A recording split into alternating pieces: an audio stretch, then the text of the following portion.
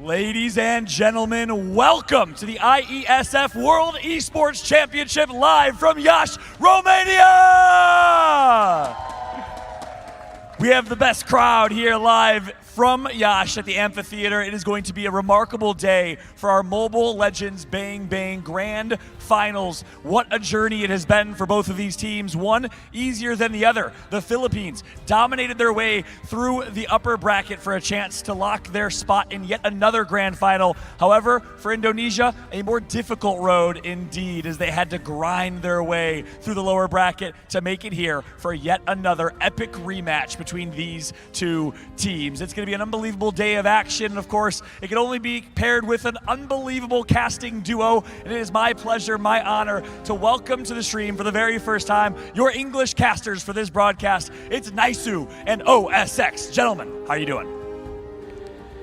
We are live from Iași, Romania, and once again, we welcome you to the 15th IESF World Esports Championships, and we enter the grand finals. This is Philippines versus Indonesia. An amazing matchup. Once again, I'm OSX. I'm with Naisu. Two teams, two countries. The defending champions, once again, will face a familiar foe. Familiar foe indeed. Between these guys, there's a lot of history, right? We talked about this throughout the tournament. And yeah, I love the way that John put it down there. The difference of the journey here. Again, Philippines is undefeated up to this point, right? It was smooth sailing for them for the most part up to that grand final spot, and now for Indonesia, they went through the ringer yesterday. We'll take a look at the bracket, exactly how this journey went for these teams. Looking at the lower bracket, big props to the countries who supported, and also the fans who support all their countries who battled their way out from the group stages to the playoffs and the lower bracket round.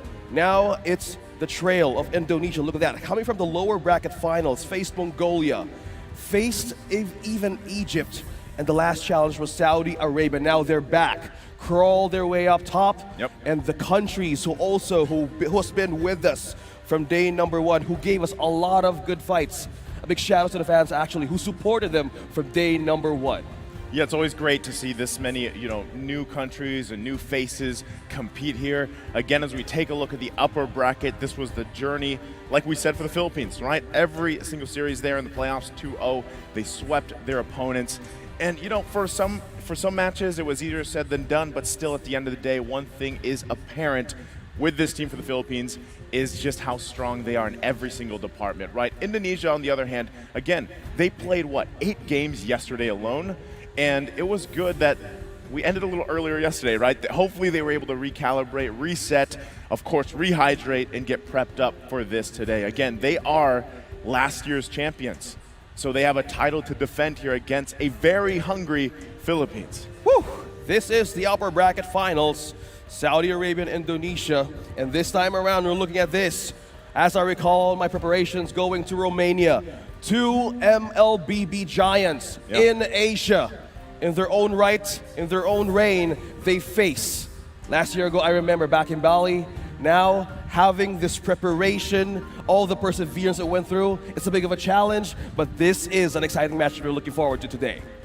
As we wait to actually jump into our first game, it's a best of 5, right? And the thing here is, depending on the pace being set, we've seen it happen before with the Philippines, and we've seen teams actually, other than Indonesia, keep up with the Philippines early game, right? Most of these teams have figured out that early game portion of these matches, but really I feel like even for Indonesia here, this time around, they've got to work on that mid-game transition. Can't wait to see if they're actually able to do that against a team that is undefeated. Looks like the two teams are ready on our stage. Let's throw it over to John to welcome them for this match. Ladies and gentlemen of Iași and everyone online, it's time for the grand final matchup of Indonesia and the Philippines. And first, it is my honor to welcome to the stage to bring the trophy, last year's champions live from Bali. It's none other than Chajono Prasetyando, the president of the Indonesian Esports Federation. Welcome.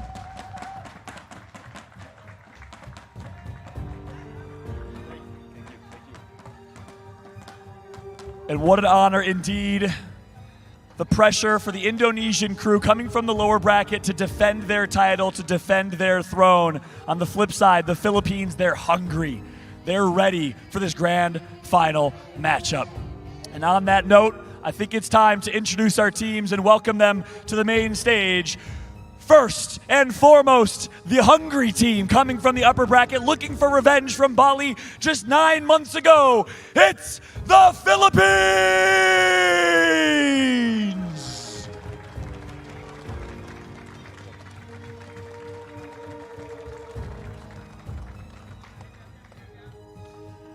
I'd love to get some thoughts from anyone on your team in your language. Feel free in your language. Any words for your fans that are watching at home in your language? You can ask in your language. Any words for your fans? Sa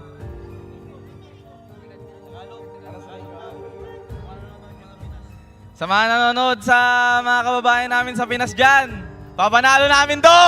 I love the energy from the Philippines. I'm excited to see them compete, representing their flag. Gentlemen, feel free to exit the stage here. Feel free to exit the stage. We're going to welcome the other team up as well. Go ahead. Cheers. Go ahead, guys. We're going to get the other team up as well. Congratulations to the Philippines. Excited to see what they can do in this matchup. And defending their global championship for the World Esports Championship from IESF in Bali just last year. Fan favorites, a team that has had to fight vicariously through the lower bracket. It's Indonesia!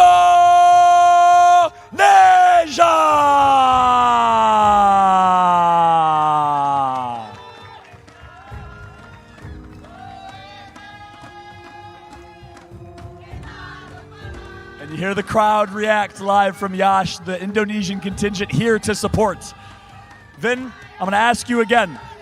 You had to fight through Mongolia, through Egypt, through Saudi Arabia, through every team to make it here. It's a rematch against the Philippines. Are we going to see the same outcome as last time?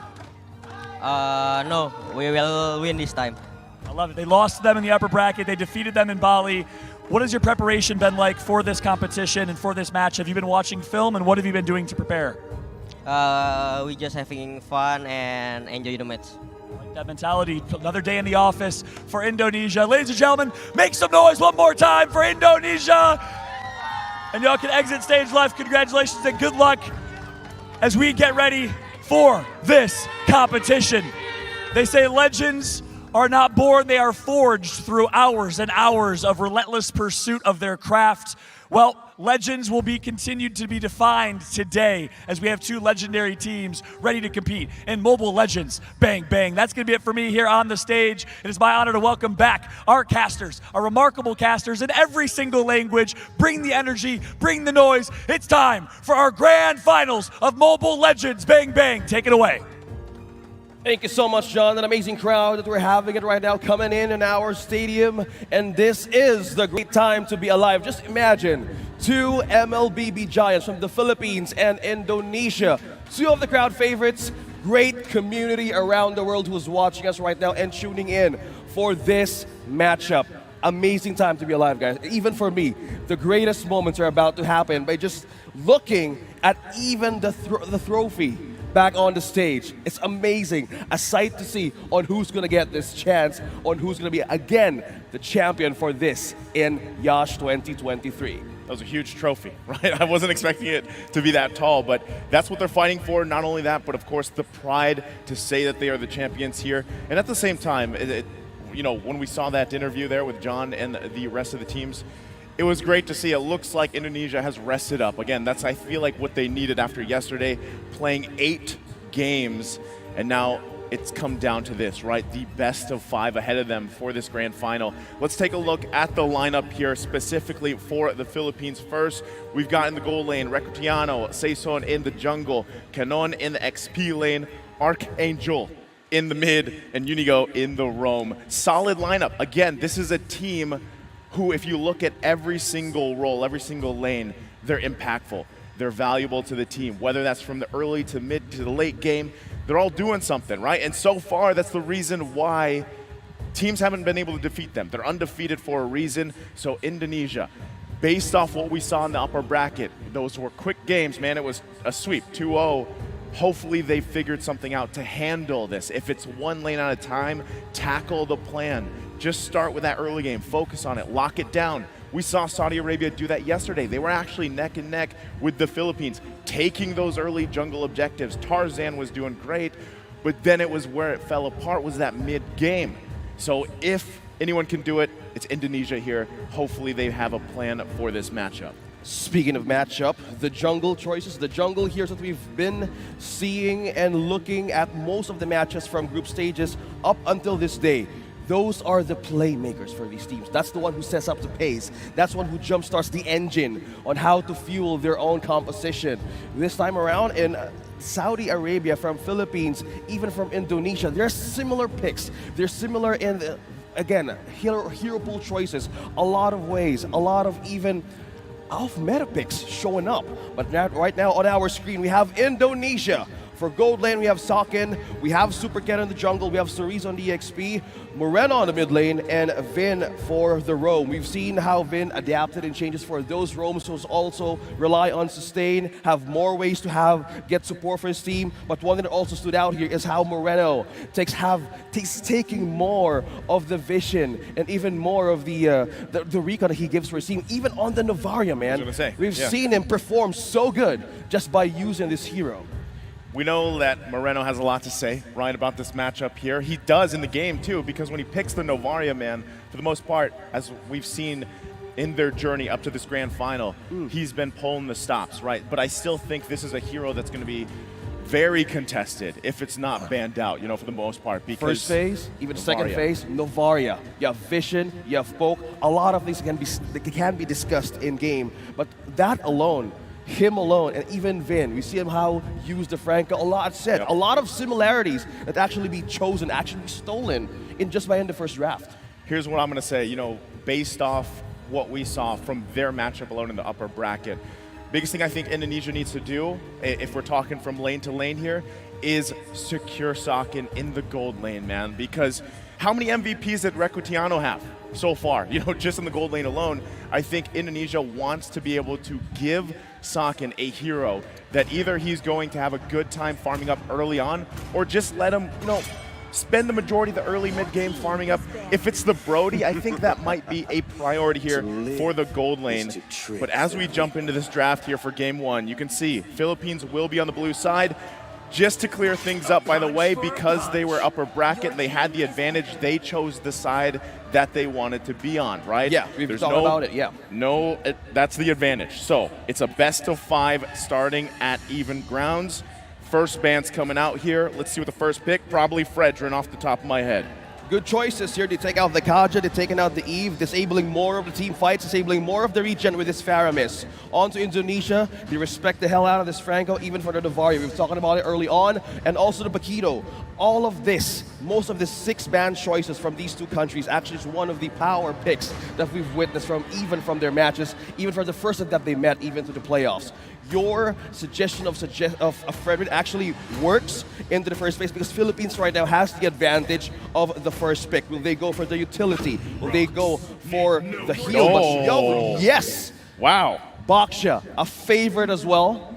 We've seen different countries use this meta. And this is just amazing. You take out an Eve, but there's one thing also is considered on the table. You have the regen, you have the slow. But on the response, look at that. Kadita and Brody right away, taken by Indonesia. Okay. This is kind of a surprise that Baksha was picked up first, but still, statistically, you know, given how he's performed up in the playoffs especially, it makes sense, right? There's clearly an angle here for the Philippines, but the response is, I think this is great. This is what I was talking about before we even saw this draft pop up. Give the Brody over here to Sokin, right? We know the way that Brody works in the gold lane. You just need even an item, man. For the most part, 1 item, mostly 2, and then you can start really to pop off, especially just getting the marks off, torn apart memory, and then you pair it up with a Kadita here. That is a great start because now you have threat to control that early game, hopefully snowball in the mid or even your gold lane if you can, and let it scale from there. Well, speaking of Sale, good catch though with the Valentina. Getting an advantage off of this ultimate from the Karata on the burst. Yes, you mentioned about this, Brody, how it's so being effective by not having the first, but having a great lane on the gold. But with this, we have seen the performance back then on the XP on the X-Borg, still making great waves from the back line of protection of each team that has its composition, having a great stronghold. Actually, this is a complete answer of the meta right now in Yash. I'm wondering too here, as this is the first phase done, now we go back to banning for the second phase here.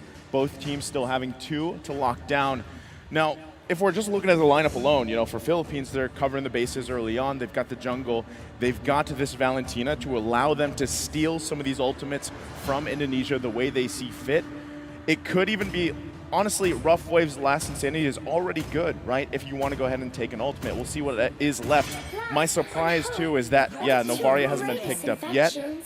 We'll see what kind of bans that come through. The Angela is there, right? This is another pick, Angela Florin, that has popped up constantly for a lot of these teams wanting to go the sustainability route.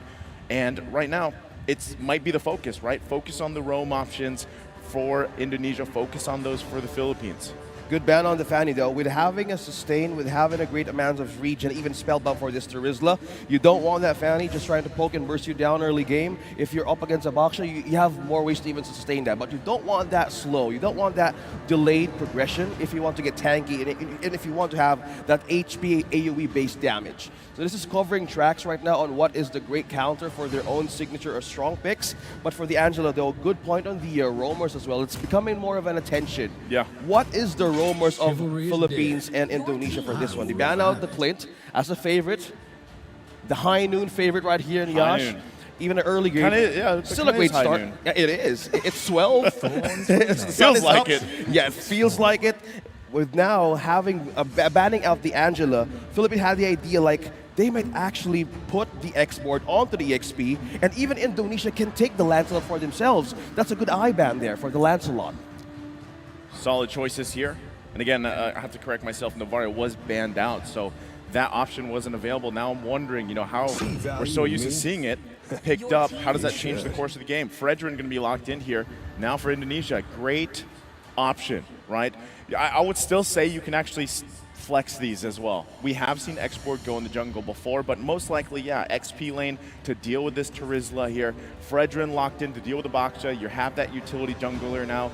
And your main focus is to emulate what we saw Saudi Arabia do yesterday, man. Like I said, Tarzan had an amazing experience in the jungle against the Philippines. And if that means taking and contesting those early objectives, like those first turtles that come up, that will give you the great start that you need. So right now, it looks like Indonesia is putting a lot of their cards in the early game burst potential, but also control, right? They need to contest those objectives early on. Okay, good pickup though with this Claude and the Grok, securing the marksman for Ricadiano, a good knockup as well, and force out resource for this Grok. This Fredrin though, onto the statistics, back on our stats on how we started in Yash 2023, the blue side, or either the red side, is much more likely as having an increased win rate for this Fredrin. You've mentioned about utility, you mentioned about sustain, and having the burst for this, and first time around, Indonesia brings something out on the table, the Diggy, which is a great hero for their own composition, having the Fred, having the Brody, even for the Karita. You have immunity now for the CCs and ultimates that they can get from Philippines. I would say that's clutch. That's a clutch pick because of the fact that if you just look at the first 3 picks for the Philippines, they're going for CC, right? They're going to go and try to stun, knock people up here, slow them down, but having this Diggy on Vin will alleviate some of that pressure, right, with the Time's Journey. So that is a great final pick here that typically we haven't seen too much of, right? We've seen him banned once, maybe, popped up in the group stage maybe once, but relatively we haven't seen him. Well, now it's game time. Almost in a few seconds, we're about head to the Land of Dawn. This is the grand finals that we're about to witness. A best of 5 today. Once again, it's Philippines versus Indonesia, facing once again in the grand finals of the World Esports Championships. Who is going to take the first point out of this series? Okay, We'll see how they start this game. A lot of the times, like we said, you know, if it's your first time watching MLBB, early game is, you know, for these first few minutes, you're going to see some poking happening here and there, but really the job, oh man, Chorizo already taking quite a bit of damage. He's going to get hit. Oh, I don't think he's going to survive that. First blood already drawn by the Philippines here.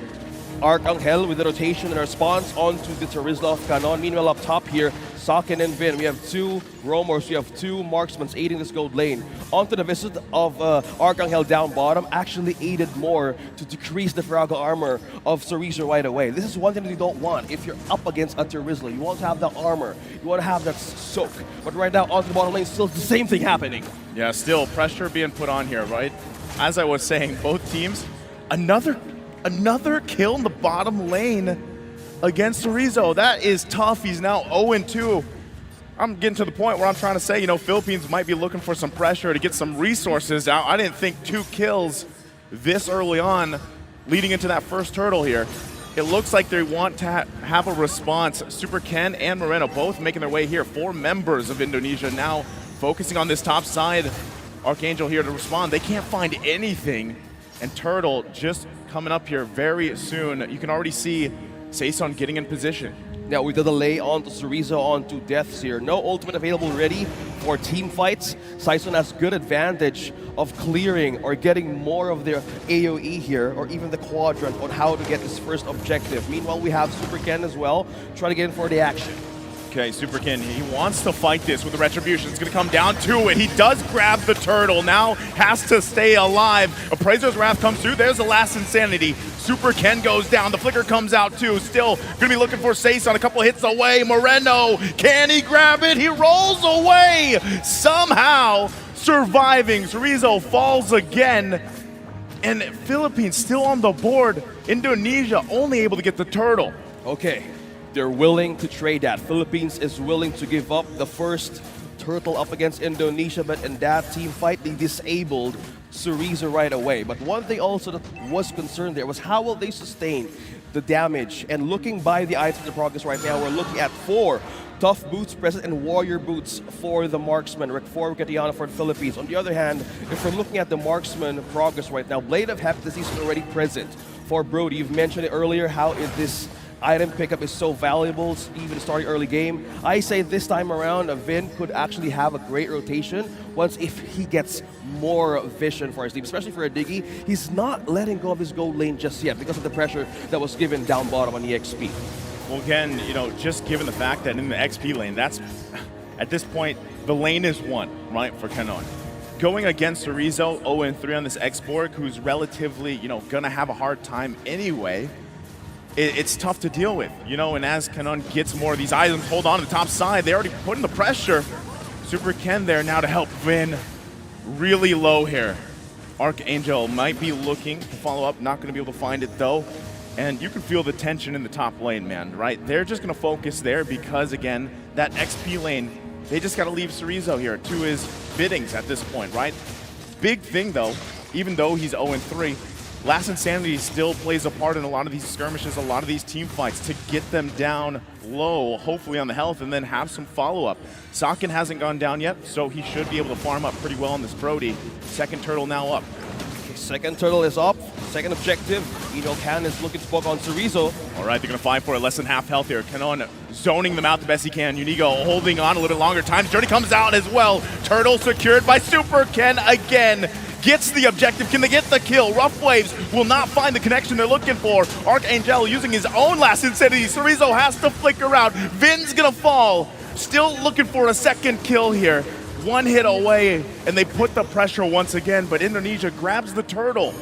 That is a good distance retreat onto the ultimate that Chorizo was going to give for the side of Philippines. That was a good initiation. That was a clapback. We were expecting more, that he could actually, that Archangel actually would get the ultimate of the Rough Waves. But in the last part that we saw a few seconds ago, he took the ultimate of Chorizo. The complete additional burnout and having on level 7 with being a Valentina is a massive clapback in terms of those skirmishes that you actually could lose up against the composition of Philippines right now.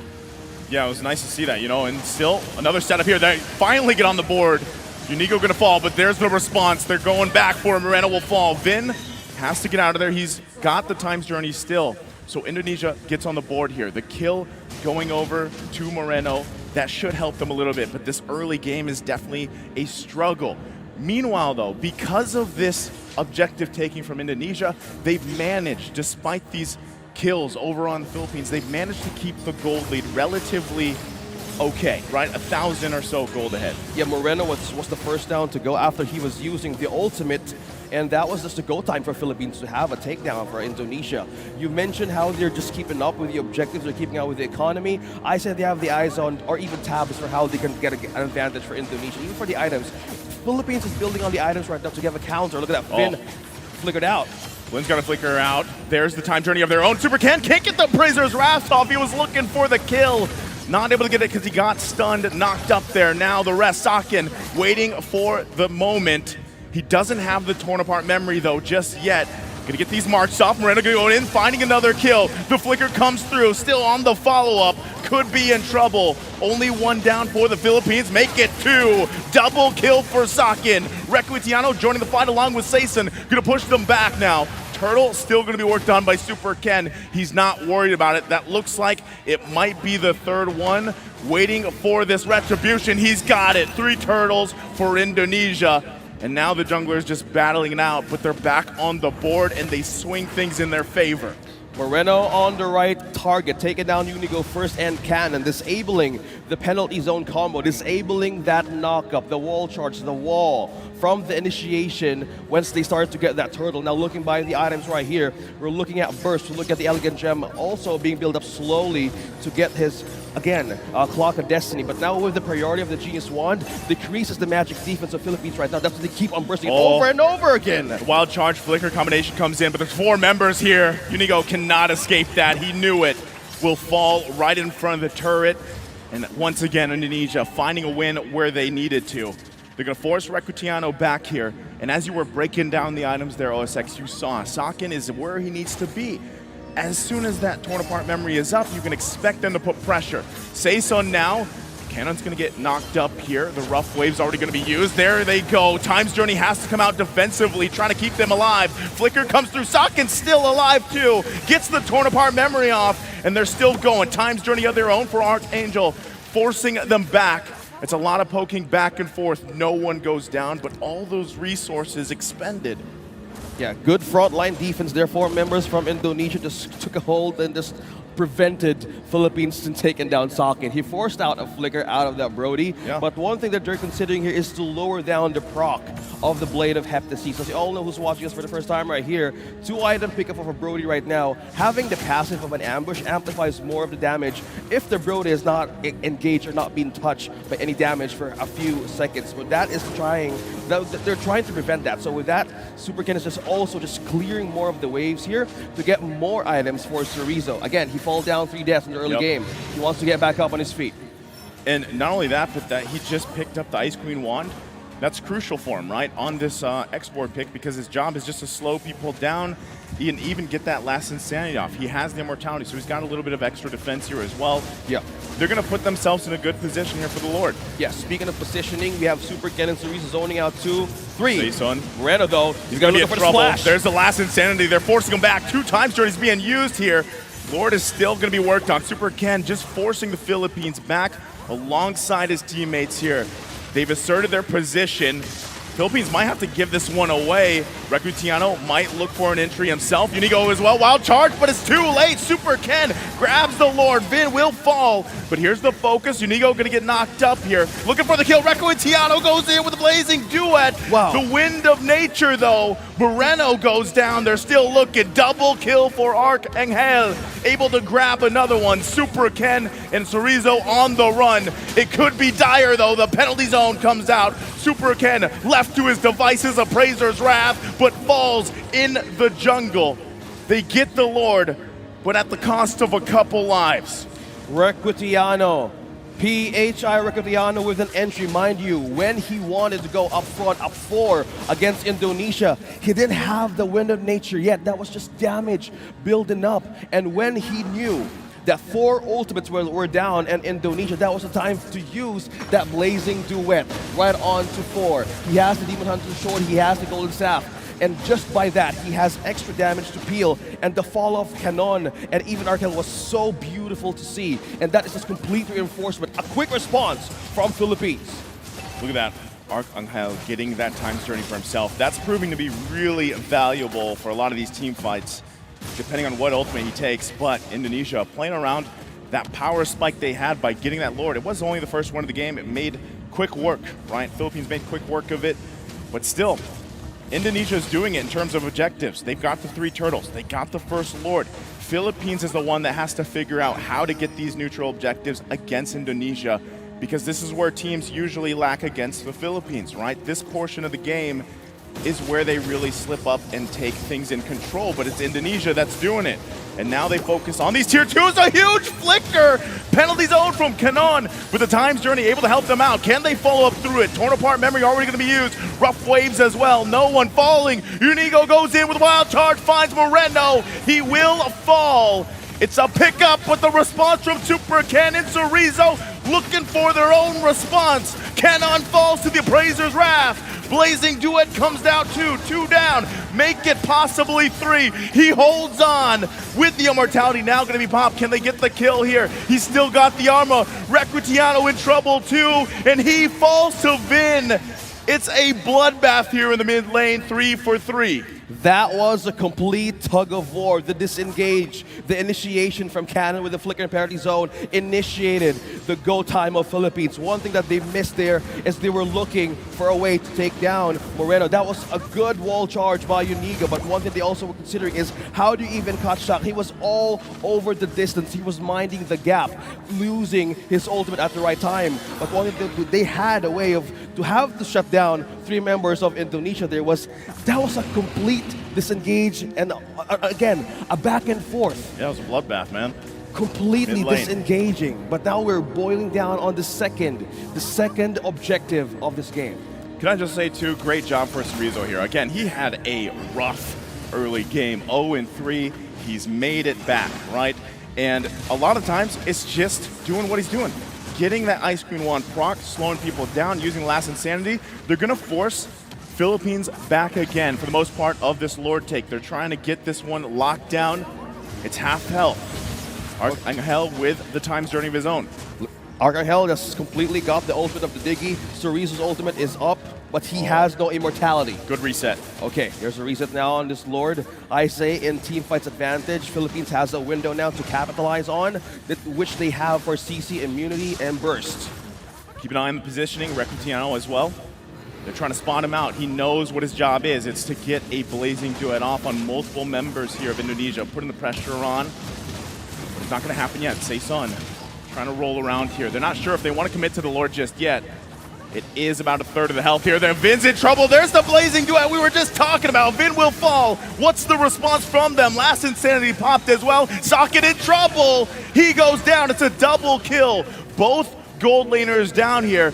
The response is from Indonesia to keep going. Cannon in trouble. Has the immortality. Will be popped here. And they follow it up with a kill.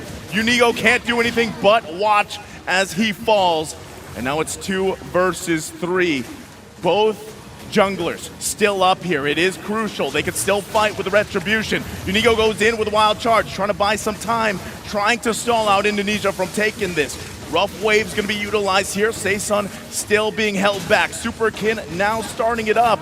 They're waiting for the team to come up here. Last Insanity once again. Seisun will fall, and that means a Lord going in the hands here of Indonesia, unless they can do something about it, but it doesn't look like it. They grab that one. I just got to commend Indonesia for that border control. You have Chorizo, you have Vin, and you even have Moreno just looking up avenues on how will Philippines gain an entry on that Lord. Again, that objective, that major objective, going back on this replay, it was a back and forth. Yeah. The positioning of Recrutiano was so crucial by just being in the death push. He managed to get Vin, he managed to get Saga. That was a double for the Fredrid, gaining more advantage for takedowns. Oh, this is troublesome. They're going to lose the base mid-turret here. Still going to be worked on. Penalty zone is utilized. They're waiting for the damage. Blazing Duet comes through. Is it enough to make them fall here in the jungle? Immortalities, multiple go off here, but Indonesia still fully Chorizo. forced here. Chorizo in trouble, couple hits away. They force Recotiano back and Unigo falls. Arcangel comes in for a double, still looking for another, but Moreno somehow gets away with a sliver of health. Wow. The tug of war continues. 3-man down as well for these two countries. Recotiano really knows how to start a party. That blazing duet going back on this replay once again in this short corner. Vin was trying to get a hold of his own ultimate. They were forced to retreat back in the side corner. This was Unigo can completely shine. He used the wall charge. He procced and forced out something on Super Ken, but most of the members of Indonesia having a slow slither of health as the damage of Recotiano is piercing through in their defenses. But from that moment on, Philippines respected the hell out of the damage, even the defense of their own opponent against Indonesia. Look at the board, 16-16.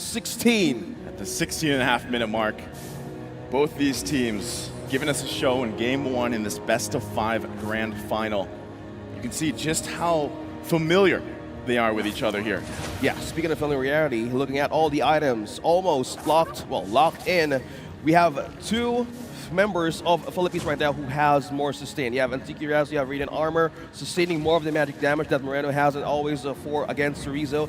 He has the Ice Skin one for the slow though, but mostly as you can see on our screens, we're looking at three members who actually have more advantage in soaking up team fights. So you have, that's 3 Antique Raz on our screens. From Voxia, from Brag, even from Cannon. So more of this could actually initiate the fights, especially that we've seen from early game. You have that Flicker ult combo, you have Wave Sustain, you have Spell Vamp having a present for Cannon. So what they need right now is to see. They need to look at on how Indonesia is rotating because there's only one turret left for Philippines to defend. There's two problems. How do they get to the backline of Indonesia? How do they get to defend this base? But that is the answer. They have a claw. They have more ways to wave clear and also split. Mind you, that is still a threat in the late game. With that, next lore now up here. Indonesia in position. Philippines really has to approach this. As you were saying, OSX, they have the tools they need. And a lot of that is negated just by a time's journey. So you almost have to just overlap things perfectly to get this team fight in your favor, or it comes down to the positioning and the conceal play. Speaking of conceal, in position, 3 members of the Philippines right now eyeing on Chorizo. Okay, Recotiano also making his way here. Cannon gonna go in, he jumps in with the penalty zone. Here comes Unigo looking for the wild charge. He has to wait, time's journeys, both teams gonna be used. Recotiano finds the mark on the blazing duet, forcing them back. Chorizo still alive, but in the mid lane, they battle it out. Sakin with a torn apart memory will not find a kill. Philippines stays healthy. Indonesia down 1 member. They can still contest the Lord here. If the Philippines grabs this Lord, they will surely march into the base of Indonesia. This is crucial for them. Yes, speaking of crucial, that backline entry from Cannon and Unigo is so effective for Recotiano's enters with Blazing Duet. But one thing that they're seeing here, we're seeing on our screens, Vin on this Diggy is giving so much vision for Indonesia right now, even he falls down first. Super Ken getting in position. He knows what he's got to do here. They got to zone him out. Cannon again jumps in with a flicker. Penalty zone. Lord secured for the Philippines. They're turning it around here. Unigo goes in with wild charge, focusing on Chorizo, but in the backside, Recotiano using that blazing duet, firing off before he has to back out as well. They have the Lord. They can't fall here. Lord already up down the bottom side. Saison will fall, and Indonesia responds the 1-for-1. But Lord secured for Philippines. Clearly getting that win. 2 jungles fall down. Super Ken and Saison. From that moment that Cannon initiated the flicker penalty zone, it was just the right corner for Unigo to utilize with the walls and the passive of Grok. Looking at this replay, the amazing entry of that Terizla onto 2 members forced Indonesia to react. Forced Chorizo to use that last insanity, but with the knockup of Unigo right onto the wall on that corner, gave so much rate for the damage to pierce through, making Recotiano so effective with the damage of the Blazing Duet. This is the prowess of winning condition of a Claude being present in Philippines. Okay, here it is. They should be able to clear this. They're quite stacked on the items. They're zoning once again. Penalty zone comes through. They hold on to the turret, so despite that, Indonesia holds on with a great high ground defense. Given the situation, They're back at it. It's still over a minute and a half for that next Lord to come up. It's up to these two teams to find wins. Now for Philippines, what did they get out of that Lord? They got a few turrets. They got a little space to work with now. Yeah, along gaining the map. more on the presence of having a push, having a great clear against Indonesia. Yes, slowly they're getting something out of it. This is the late game. This is the window of their own lineup.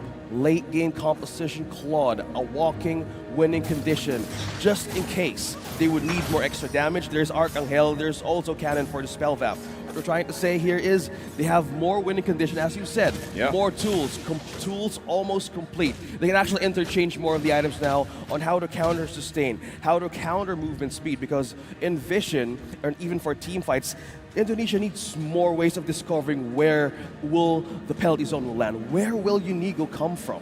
Look at this, the control. Look at the control over the map right now that Philippines is doing. Look at that poke damage, right? That's just from Rectiano. A couple shots. Super Ken's got to respect it. He does have the immortality. But, you know, good point here, OSX, because at the same time, like we saw from that previous highlight, Kenon had a great flicker penalty zone combination on this Trizla, but unfortunately, you know, timing-wise, Rectiano was a little bit too far. The rest of the team was a little bit too far. If it happened a little bit differently, that timing, that down to a couple seconds, could really change the course of a lot of those fights. Yeah, speaking of changing course, in team fights, if you miss the chance for a setup for Indonesia's lineup, they have Moreno, you have the Kadet that could actually evade by using that rough waves. This is one thing that you have if you have this kind of lineup. Either you use it against your enemy team or they force it against you. But looking at it right now, we have Indonesia eyes on the Lord. But Saiso's not letting go on Vision as well. Yeah, look at the placing. You have to keep an eye on the map here. Positioning crucial. Both junglers are just going to stay around this Lord, buying time. Anything that really stands out about these two teams, Philippines and Indonesia, is the fact that they've mastered what we call this Lord dance. Both teams just trying to basically gauge each other. Who's going to commit? There's the conceal from Unigo. The rest of Indonesia also making their way. They had the information they needed. And they know that that conceal is down. The surprise factor is not there anymore. Still going to be working on it. That's the reset. And this is the strength of having a Gronk. He's going to use that Guardian's Barrier to go ahead and reset the Lord here. Now both teams know 5 versus 5 around the Lord. The most crucial one of the game. This is that 4th one. It gets much tougher to deal with the more Lords they go through. So now, once again, they find themselves at a stalemate. They know each other so well that if one jungle is just showing up in this objective, some point of the game actually might happen or even might have a push. But looking at how they're so experienced in this kind of challenges, they know what to feel and what to decide. Saken already used that Torn Apart memory. They might try to buy a little bit more time here for that to be up. Both junglers still at it, dancing in front of this Lord, pretty much dealing with it. They do have immortalities as well, so they have to be careful how they decide to do this. Canon's gonna jump in. That's what we're talking about. Rectiano following up with a blazing duet. And in a split second, they'll collapse on Indonesia. Saken in trouble. Couple shots away. It's a disaster for them around this Lord. Sorizo flickers out defensively. Seiso's gonna chase him down. Rolls in, looking for that immortality. Will not be able to find it. And they have to go back to this Lord, but Indonesia does not want them to just take it freely, but it looks like they call it back. Give it to them, and we just defend. Cannon with the Trizla, the element of surprise, forced out ultimates out of Indonesia. The two most crucial pickoffs just happened, Saken and Vin. Oh, I think they're going to press the situation. Wild charge into the turret they go. Moreno can't find the connection he's looking for. Holding on here they do. Rectiano going to force them back with his own blazing duet. BMI's back to safety. And they press them back. Ultimates are online except for Moreno here.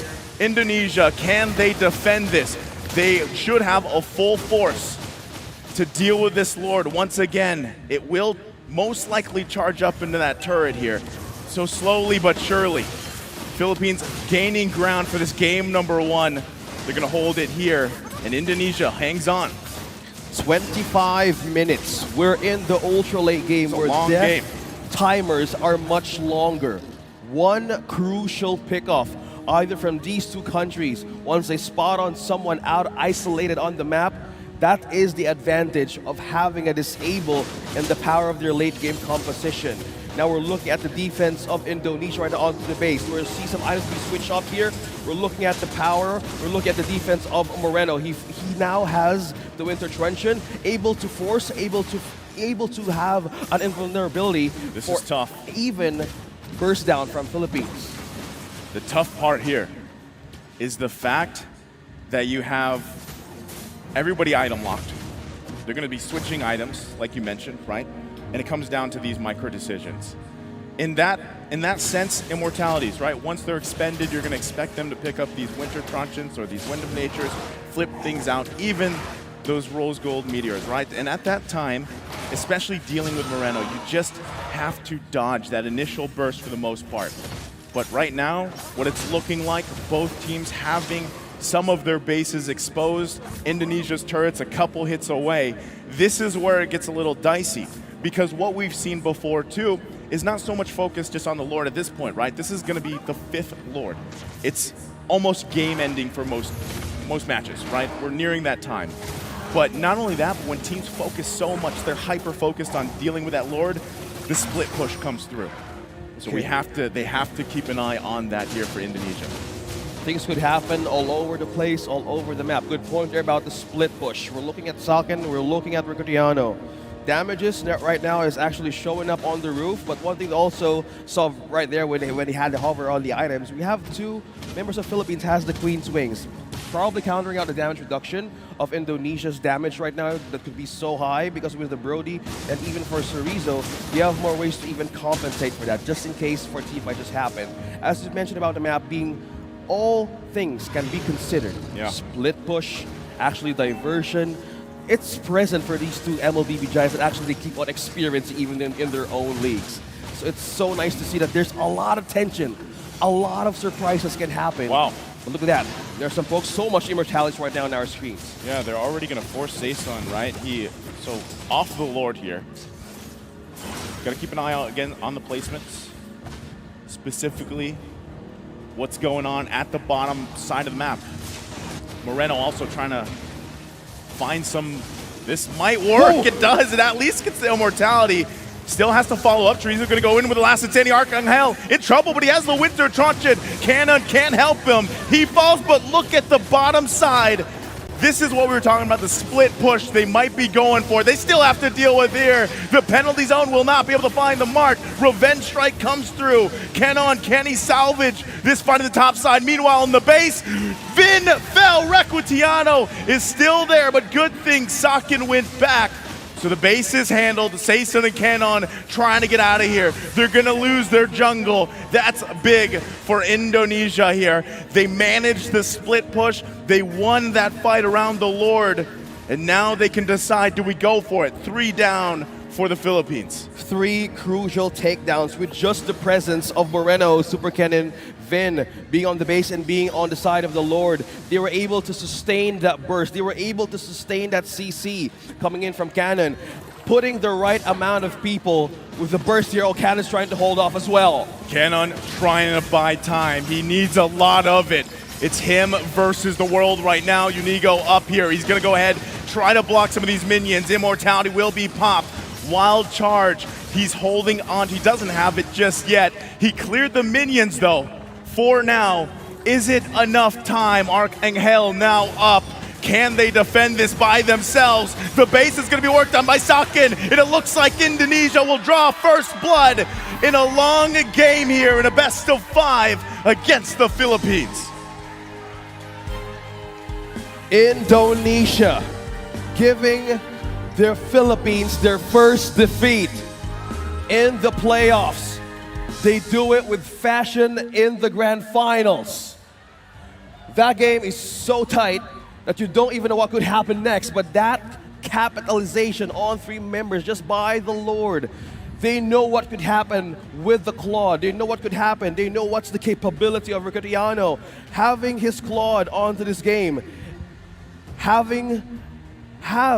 the preparations to this matchup shows how they have eyes on the strong power of Philippines right now. Man, that was an intense match and a long one. Longer than a lot of these matches we've seen. And you see what the answer there was, OSX. They held everything together against the Philippines from especially the mid-game transition. Let's take a look at the MVB here. It could be anyone from Indonesia, right?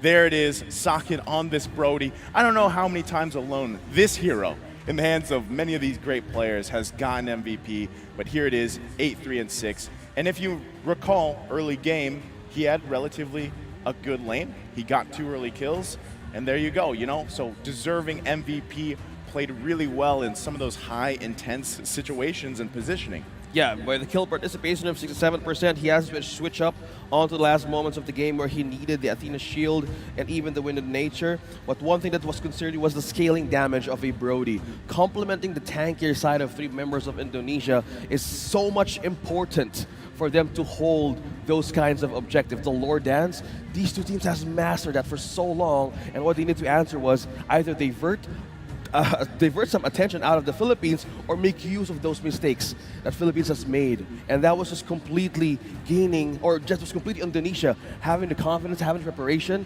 It was totally translating on that into that game. That game 1 was intense. I mean, we started with our coats on. Yeah. And we felt the heat here and in the game.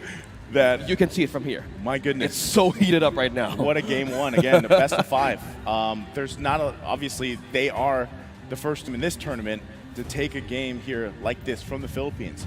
So this is a great start for them.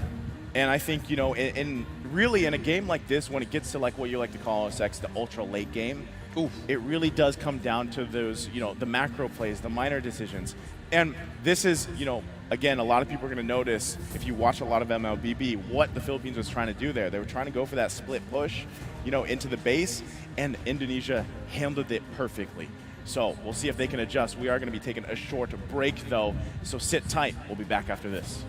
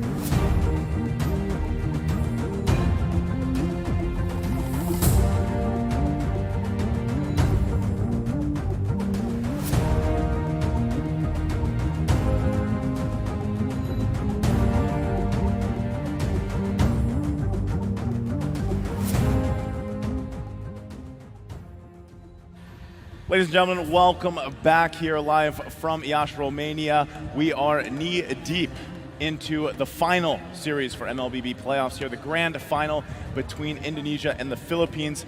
It's a hot day here, it's a hot match. Indonesia's off to a hot start. 1-0 in this best of 5, defending champions for Indonesia. They have a lot to live up to. And also, they are the first team now to give the Philippines a taste of defeat here in their journey. Mind you, that Diggy pick, the last Diggy pick, Yeah. it was so good on the last phase that you counter most of the CCs that Philippines started in the first draft.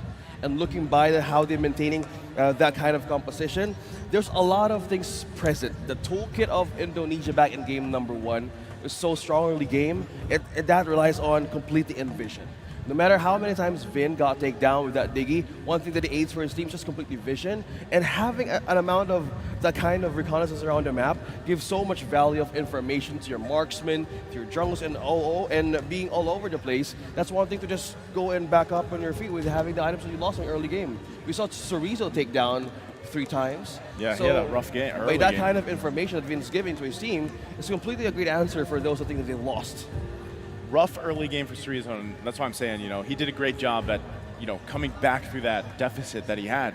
It was a lot of attention on his lane, and, at the end of the day, all he really had to do with this X-Borg is slow people down for the most part, and last insanity, right? And that's kind of what happened there, not to mention the Diggy. The Diggy is relatively well known for, if you guys are familiar with the Philippines and this team specifically, they don't like to play against the Diggy a lot of times, right? And we actually haven't seen it pop up too much.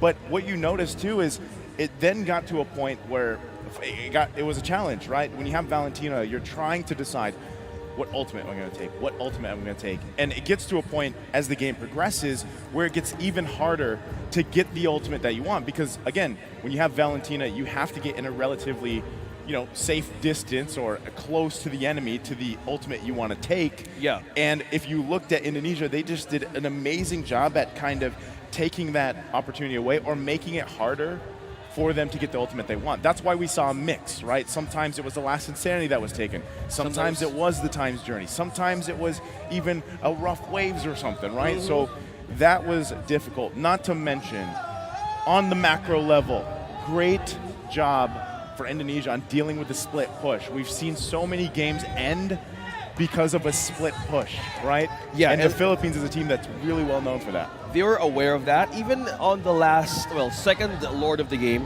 we were looking at a mirror kind of like feeling. The professional game sense of these players, they know that there was no marksman around that Lord bit, and they were just seeing Saison, and on the other hand, they're just seeing the jungle of Indonesia. 2 of the marksmen, even the roam, was also up top. They were also wary of the threat of having a split push by having this kinds of marksman present in their composition, and they know what could actually happen. By this, a lot of strategies could actually be tested. Yeah. What could be the answer for these kinds of diversions, these kinds of drive all around from burst, from knock-up? And good point that you mentioned about the ultimates being sold and having a Valentina. Yes, it's an advantage, but most of that part, you're pressured to even either pick what is the most valuable for your team. Yeah, that's the hard part. It's like a mini game in itself. I know. It's like screwing up with your mind. Like, what ultimate am I gonna put? Because at the end of the late game, even the Diggy, man, I will just want to point again, even the Diggy falls down, it's just complete having a great vision. For me, it's kind of like a buff. Like, okay, I'm down, I'm giving a vision as well. Yeah. And for all we know, a lot of 3 players from Indonesia there were so tanky, they could sustain even the spell vamp. And even the damage reduction from the Queen Swings was totally countered. Yeah, there was a lot of, and if you look at the Philippines in that match, there was a lot of great moments, especially, Canon trying to use that Trizla, trying to find these combinations we usually expect, which is like a flicker into the penalty zone. And, it was unfortunate for the Philippines because there was times when he would get 2-3 members. But Rakutiano was either not there or he just didn't have enough time or he was zoned out, one of the two. And I feel like, regardless, that's what makes this X-Borg so strong, is because when you think about it, it's a natural instinct. You see a last insanity come towards your team, you disperse, right? And it makes it much harder because then you have to come through with a different angle. Again, if we look at that draft, That priority pick also on the blue side for the Philippines was the Baksha there, right? So now that they're going to be switching sides, how does that change this dynamic of Game 2's draft? That was a good point, Mr. Rezabek, because in that kind of situation in team fights, you mentioned about the X-Borg, there's something in your head. At some point, last insanity may be used against you. I call it like a tug of war in team fights because there was a lot of disengage. They were minding the gaps so well to the point that they don't want to be taken down. And the most two crucial pickups that happened like 22 minutes into the game was so effective that you have a way of like trimming down the damage potential of these two compositions. And that's one thing that is just so important, having the right targets and having the right amount of defense. But to the point that it's the ultra late game. It could be anybody's game, but the problem is they have more burst, they have more sustain to counter damage potential of the winning condition of Philippines. Okay, so we've pretty much broken down how that game one kind of unfolded, right? And now you kind of have to wonder as they get prepped up for this draft for Game 2, which we should be in shortly, approach-wise, right? Philippines, let's talk about them because they're down 1 point in this series. Philippines necessarily, again, it's foundation for them, just like it is for Indonesia. They're going to want to secure that early game, the jungle rotations really well. The difference here, too, is you know how the Philippines, the previous game, really put a focus on the XP. They shut it down. If they do something similar to that, they have to be able to, of course, transition, respond really well. The hard part for the Philippines the previous game, again, was the turtles. For the most part, it was Indonesia that really played well around the turtle takes early on. They were forcing the Philippines out of the area so that they had to respond on, or basically be reactive to Indonesia, right? So they kind of took a page out of, it's their book, but also what we saw Tarzan do from Saudi Arabia so well. Again, for the most part, Tarzan was getting, 3 for 3 on the turtles early on against the Philippines. That's a good point. Philippines focus on the EXP. They have Terizla. In the first day of the playoffs, he was ranking 1 on our statistics. And mind you, when the days just went through, he went from like rank 23, 25. And most of the things that's prioritized here on the EXP lane, it's the Uranus, a Faramis, or even a Lapu-Lapu. So this time around in game number 2, we could either see a switch up, we could either see a different one from the book. As you've mentioned, they could either use something different in this kind of threat. Okay, so here we go, right? Game 2 draft.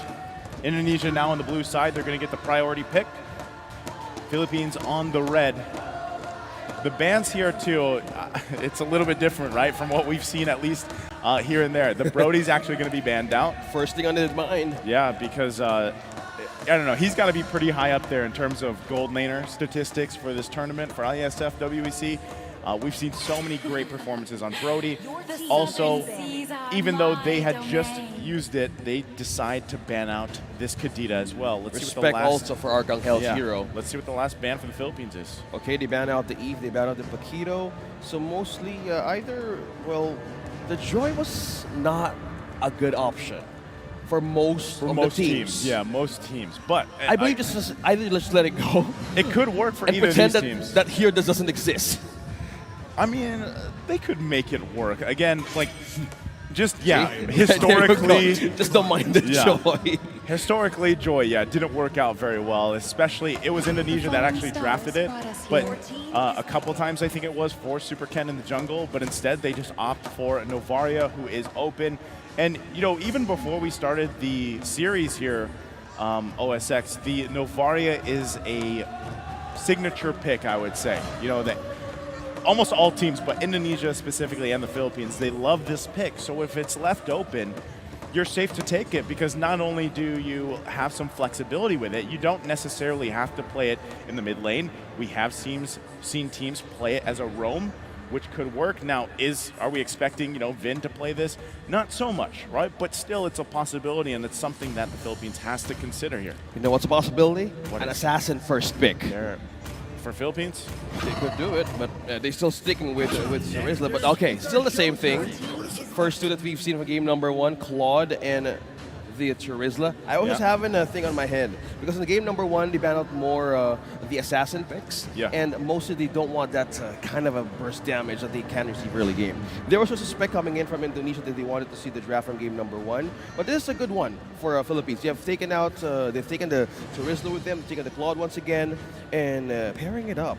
This actually could have an advantage if they use or have the Valentina on their side. Just having a great of a counter of using an ultimate out of Indonesia. We'll see if they, if they want to go that route, if they want to lock that in. It's almost something that we typically see. Again, like mid lane for the most part, that's where you see the most consistency in terms of hero picks, right? And now we'll have to kind of ponder exactly what they want to do facing off in the mid lane. But meanwhile, Indonesia, let's talk about the Baksha, the Beatrix. Baksha, solid choice. Again, you're looking for that mobility. You have this built-in passive with you as well to not only be quite tanky, but also to deal with some of the regeneration coming out, the sustainability from the Philippines. And Beatrix, just one of those marksmen that fits the bill for anything, right? She literally has a gun for every situation, and that's the way that her kit works. You can just pick a gun for, if you want to do solid single target damage, AoE damage, and really covering fire for your team. You know what's a good AoE? What is? Farsa could show up here. For Philippines. Yeah. If you're up against a Beatrix, that's a great counter on how to just reach the back line and force something out of Indonesia. Will they consider the Valentina or even the Farsa though? Because they have the XP, they have the marksman. There you go. You're doing great. Yeah, man. So that's a great counter there, as we see. So that's a good. You have the AoE. Isn't it only the Philippines that has picked up the Farsa? I Yeah, think so, only like, for through the Arcangel. playoffs, right? Yeah. So, good choice, good call. And the fact that, they let this Valentina through. What I'm wondering too is, what if, right? What if Indonesia, depending on how these last couple bands come out, what if they're like, all right, well, they got the Farsa, so now we want actually the Valentina. Let's go ahead and park Novaria in Vin's hands, take up the Valentina. So we also have a feathered airstrike. Now it's even worse, right? Because you're dealing with artillery, you're dealing with poke. That could happen here. So let's see exactly how these last couple bands come through. That was the Lancelot taken out from Indonesia. Great choice because the jungle for Philippines is not up yet. And if you remember, back on day 2, I think it was, Philippines played this Lancelot with the Impure Rage emblem, and that was it was a great way to play it, right? It's a different factor than the killing spree which we usually see. So solid choice there. Last ban from the Philippines is going to be that X-Borg. They're tired of dealing with what they had to the previous game, right? Just need to respect them. They have to respect it. They take it out. Okay, we have the XP lane ban, also the Angela. They were kind of sensing it. Indonesia sensing it, like they ban out the Angela, they might go for a sustain. But one thing that we can actually see, the assassin. I was kind of feeling it.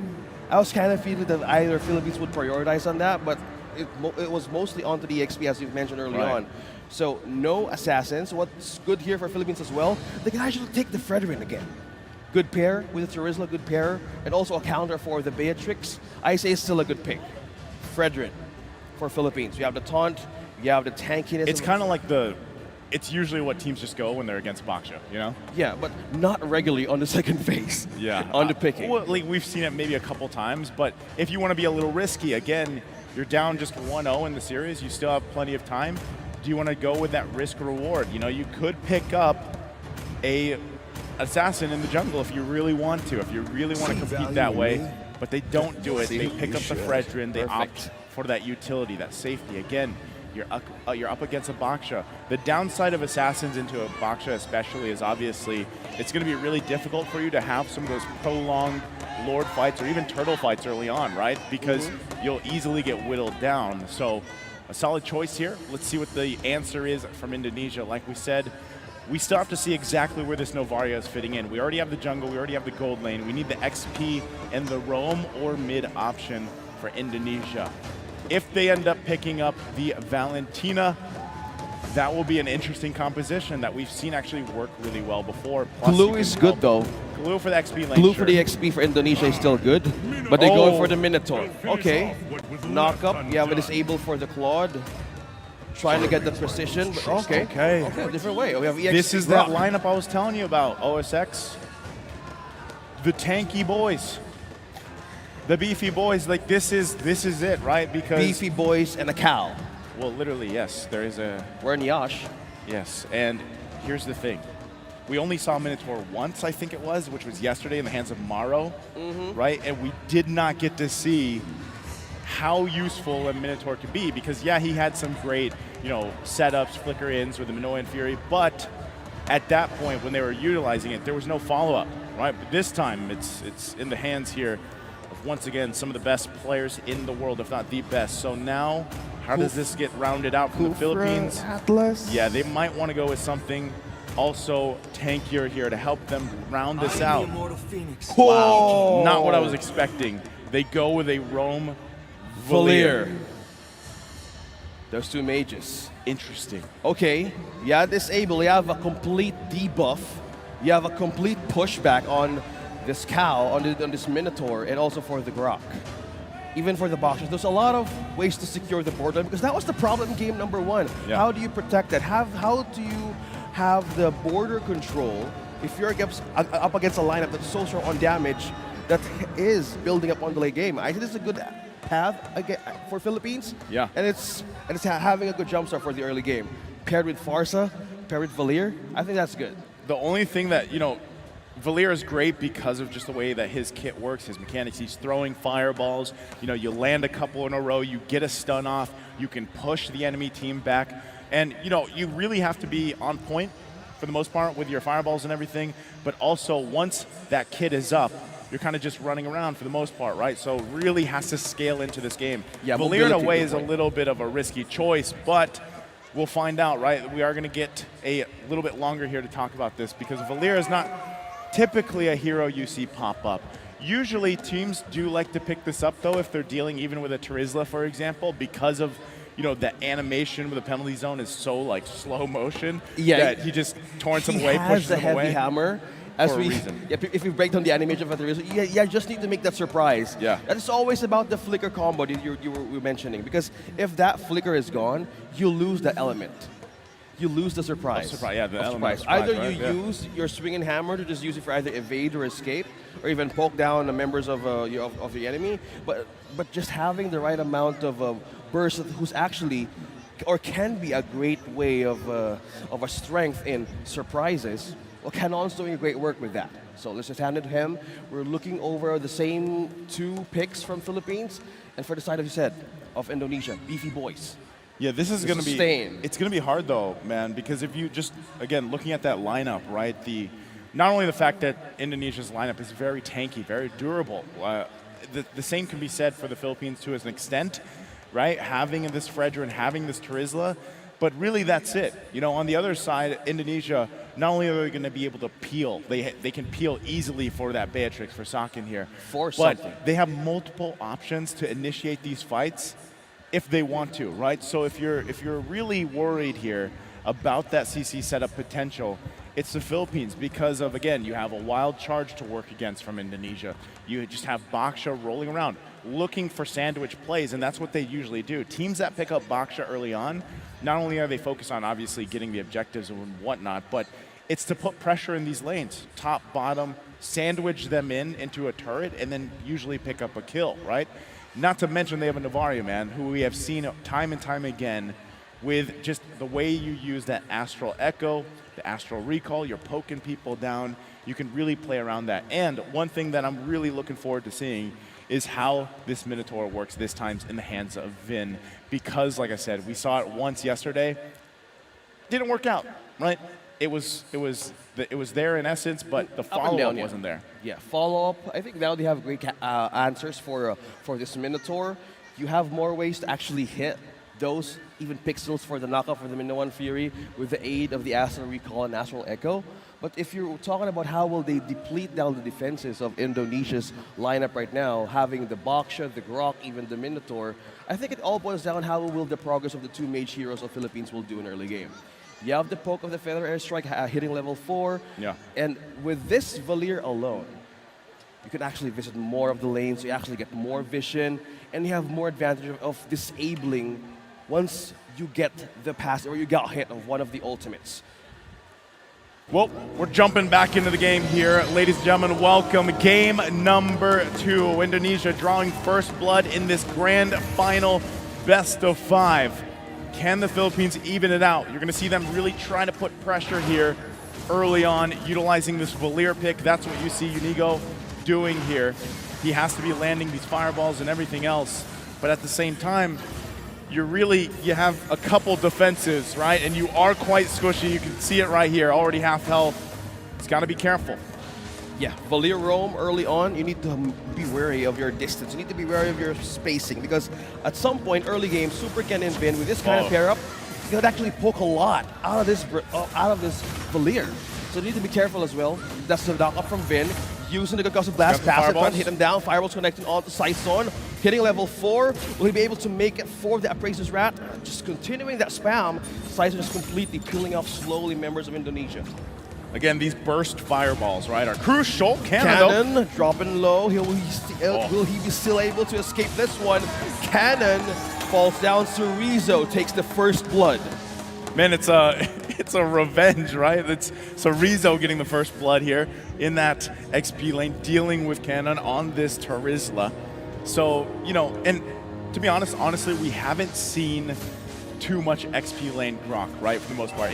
Before it was rather popular in a lot of other tournaments, but it's kind of fallen off a little bit. We're going to take a look at the replay here. This is kind of how it started again. That's just his death, but it was a well-played maneuver from Indonesia. Now with the first turtle up. Looks like Vin going to be caught up by the stunt. Now with the Astro Recall being placed, Arcangel secures the kill with a fellow airstrike. Unigo trying to hold in with the border. With the reason of the turtle here, Philippines is looking forward more securely or securing the first objective of this game by just getting that purple out. Both these gold laners gonna pretty much size each other up in this early game. Turtle's still gonna be worked on here, right? It looks like Philippines wants to go for it, but the response from Indonesia. Cannon dropping down low on HP. There's some knock up onto the follow-up of Cerezo's wild charge. Two-man bouncing off on the air. Vin takes down one. Indonesia completely bouncing back with his skirmish. Super Ken and Cerezo takes down Saison. Follow-up here with the Ferris strike for Arcangel. Will make it through the peel. Completely getting that objective. Indonesia winning that team fight. Yeah, so again, it's still relatively even, right? But Turtle was secured there by Super Ken. He's been pretty on point for these objectives early on. Great initiation. You know, even Cerezo using that wild charge. Great Appraiser's Wrath response, but you can see there's a lack of damage right now.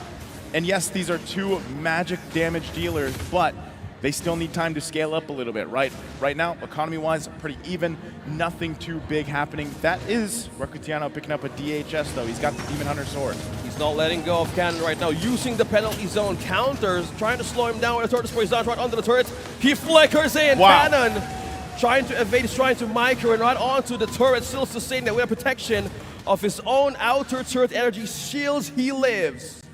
Okay, again, you can see the focus on these XP lanes, right? They want to slow them down as much as possible. And that's the great thing about, anyway, Terizla, right? This XP lane is because of his passive, the Body of Smith. When he gets lower, right, he gets a little more tankier. It's harder to kill him. And at the same time, he's got Brave Smite, the emblem there that lets him, when he uses his abilities, he gains some health back.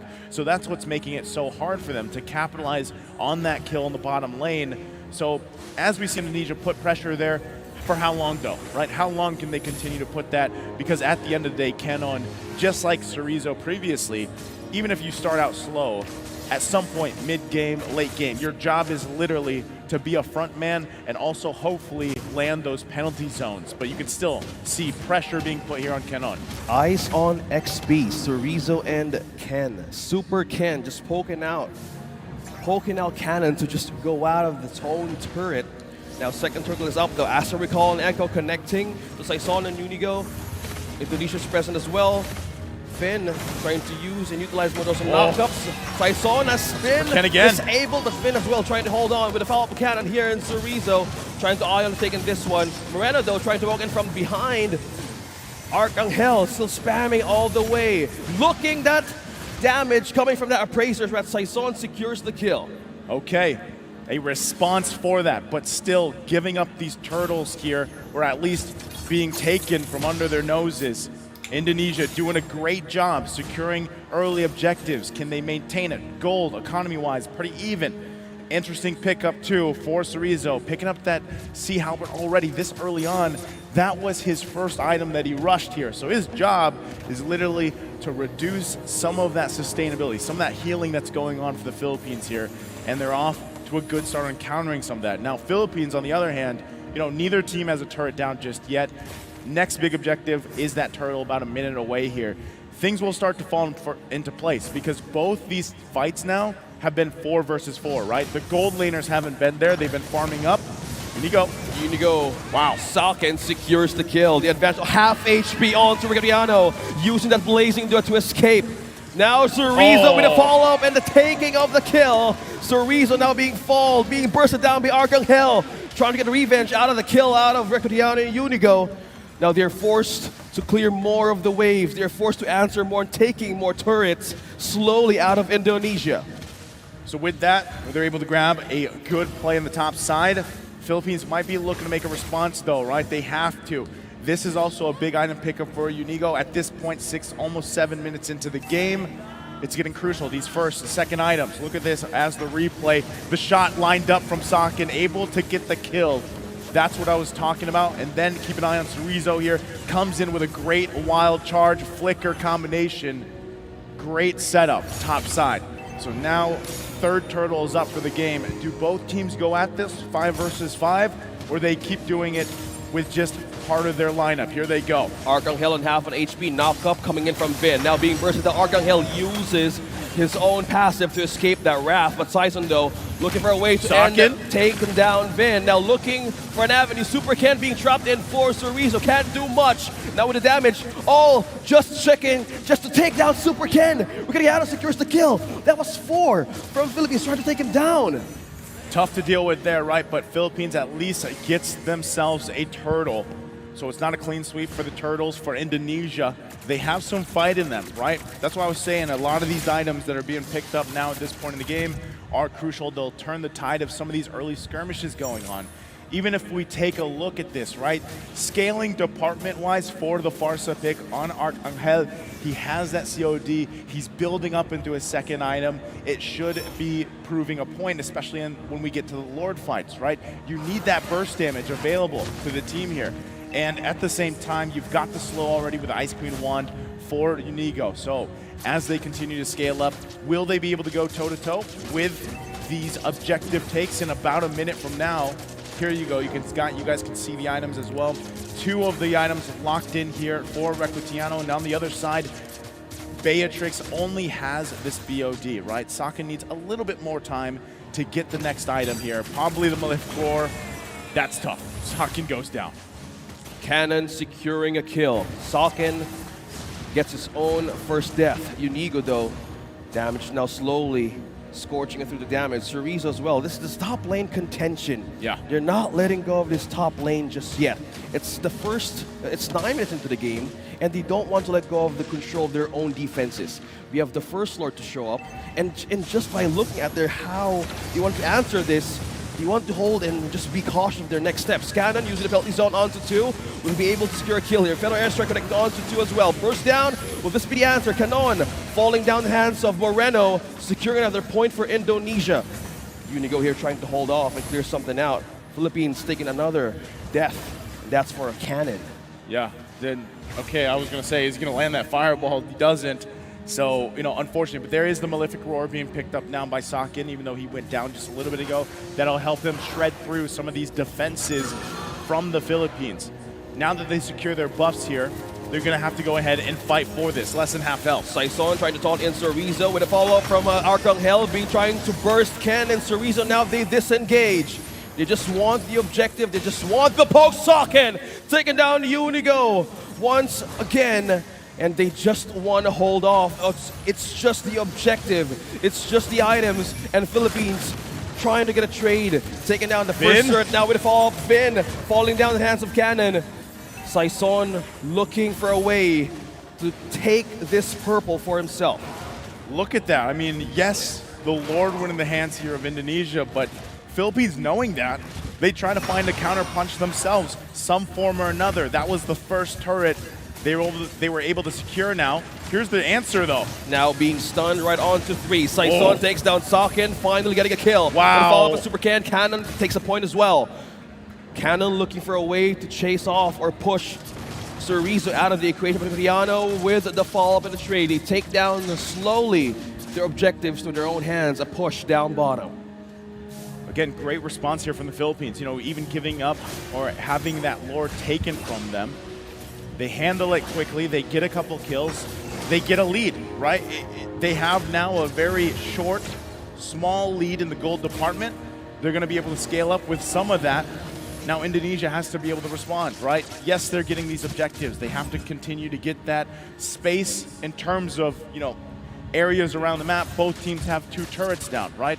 Now, the big part of this, if you're Indonesia, is also, you got to get that tier 1 down in the mid lane, man, because as the next Lord comes up, that small advantage of having this turret will play a part in that Lord dance, right? They'll be able to manage some of that wave a little bit better, so that should be job number 1 before this Lord comes up. Moreno picking up an Ice Queen wand will help pick off a little bit, slow things down, but this is what I was talking about. At some point, Arcangel will have that Divine Glaive that he needs, a little more bursty on this Farsa now. Spotted down 1, Super Ken receives the poke. Cannon, Saison eyeing over Super Ken and Cerezo. That's a follow-up, that's a flicker onto Cannon. He's still sustaining it though. Regadiano trying to find an avenue. Where will he go in? That's a 3-man knockup. Saison takes down Cerezo, and it's a follow-up being using the Federation against Philippines right now. Arcangel takes another kill. Socken falls down. Saison with the follow-up. Vin being taken down. 3 members out of Indonesia. Man, Unigo just cooked Vin right there with the fireball, literally cleaning that up, and that is tough, right? It looked so good for a moment because the Minoan Fury was great. It found multiple members, but the response from the Philippines, they overlapped some of those ultimates very well. And even Recutiano able to go in with Blazing Duet. He used that Purify. He goes back in with the BMI, safely surviving that in exchange. Now that this Lord is up, still going back to the point, Indonesia still doesn't have that tier 1 in the mid lane down.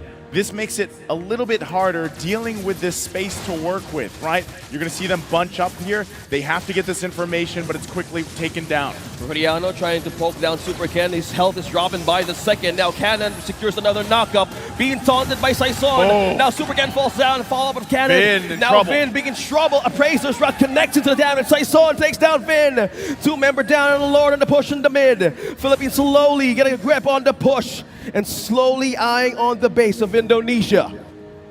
Again, a win there for the Philippines, furthering that gold lead. They might just look to push it in here. Timers aren't too out of control, but unless they press this situation, this could be 1 for 1. 1 for 1. Base is open. Philippines might able to take it down Cerezo. Regadiano getting a point on the damage. Now Philippines once again pushing slowly. No minions. Eyeing top Just yet. third here. Minions just pushing in. Can Moreno and Sock in defense. Super Ken as well, but it's too much already for Indonesia. Philippines bounces back with 1 point in this best of 5. We got a series on our hand. 1 for 1. They've evened it out in this best of 5, like you mentioned, in a great performance, a great recovery here from the Philippines. Again, you look at that game, Indonesia was doing great things, you know, from early to mid, and then it was a couple of these team fights that really just turned things over, you know, in favor. That pendulum, the way the pendulum swings here, for the most part, again, even on that macro level, some of these turrets staying up when they should have been taken down earlier on. And not just that, but even the decisiveness of utilizing the kits that you have for the Philippines, whether that's the penalty zone, whether that was even the Appraiser's Wrath a lot of the times, paired up with a great Blazing Duet. Things fell into place perfectly. And it's unfortunate because I love seeing the Minotaur here, man. I did. It's the second time we've seen him in the playoffs, and it's the second time we've seen this pick loose. And it's not that it's even bad. It's just unfortunate because you get that Minoan Fury off. You got a little bit of sustain for your team, you know. Yeah. CC potential was great too because you had Cerezo on the Grok, but still, when it came down to it, it was just not enough. You know, I mean, even the time-wise for the gold laner matchups, it just wasn't enough just yet. Well, speaking of which, let's pull up our MVP for this game, and it's none other than looking for Saison.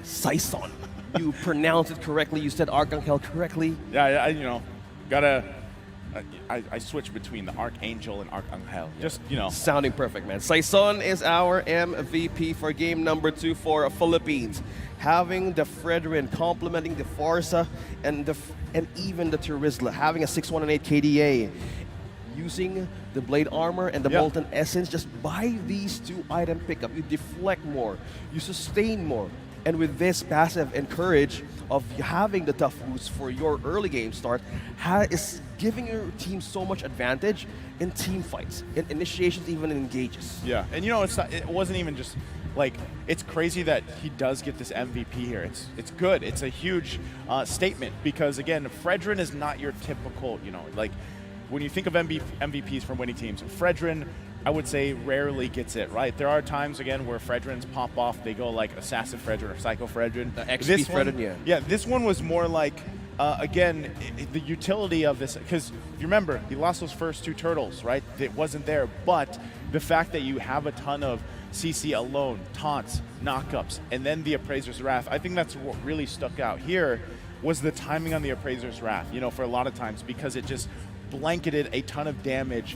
And again, I think Valir, too, on top of it, really helped this whole lineup work, right? We don't see Valir much, but because of the way he works with the burst fireball mechanics, getting the stuns off, and able to, in a way, for your whole team, not just for yourself, you can searing torrent people away, the opponents away, keeping a peel, option for your team, worked out really well. I just think that Valir still, it's a great pick, but it's not something you're going to continuously see like pop up. It was almost like that Diggy, He got right? shut down early game. Yeah, he had some trouble. What more so, the most important thing is just having the toolkit with you. Right.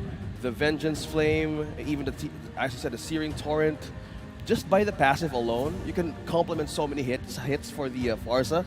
As Archangel builds up for this first and second item, it's completely using the Lethal Ignition proc. That's just complete magic damage, and some of the players back then are even forced to even build up with the defense for magic. They had to. Because not only that, but you had a Farsa across from you too, and you saw that before that game ended. Yeah. That Divine Glaive was like just picked up. So if we even extended that game further, that's more magic damage, that's more burst potential, right? So again, great series so far. It's 1 for 1. We're going to be taking a short break, let the players reset, and we'll be back after this.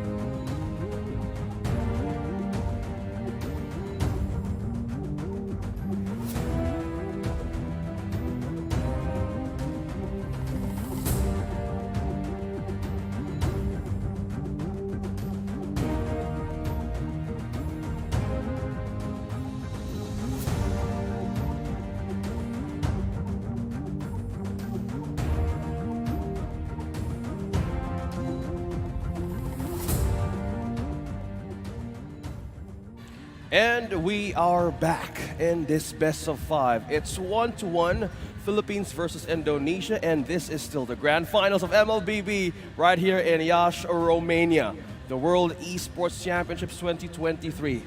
And it's so hot right now, even the matches are so hot. Even the weather is coping up with the heated tension from the matches we saw from Game 1 to Game 2. There's a lot of, again, game to game, a lot of tension in the game, right? You can feel it, but again, what is at stake here?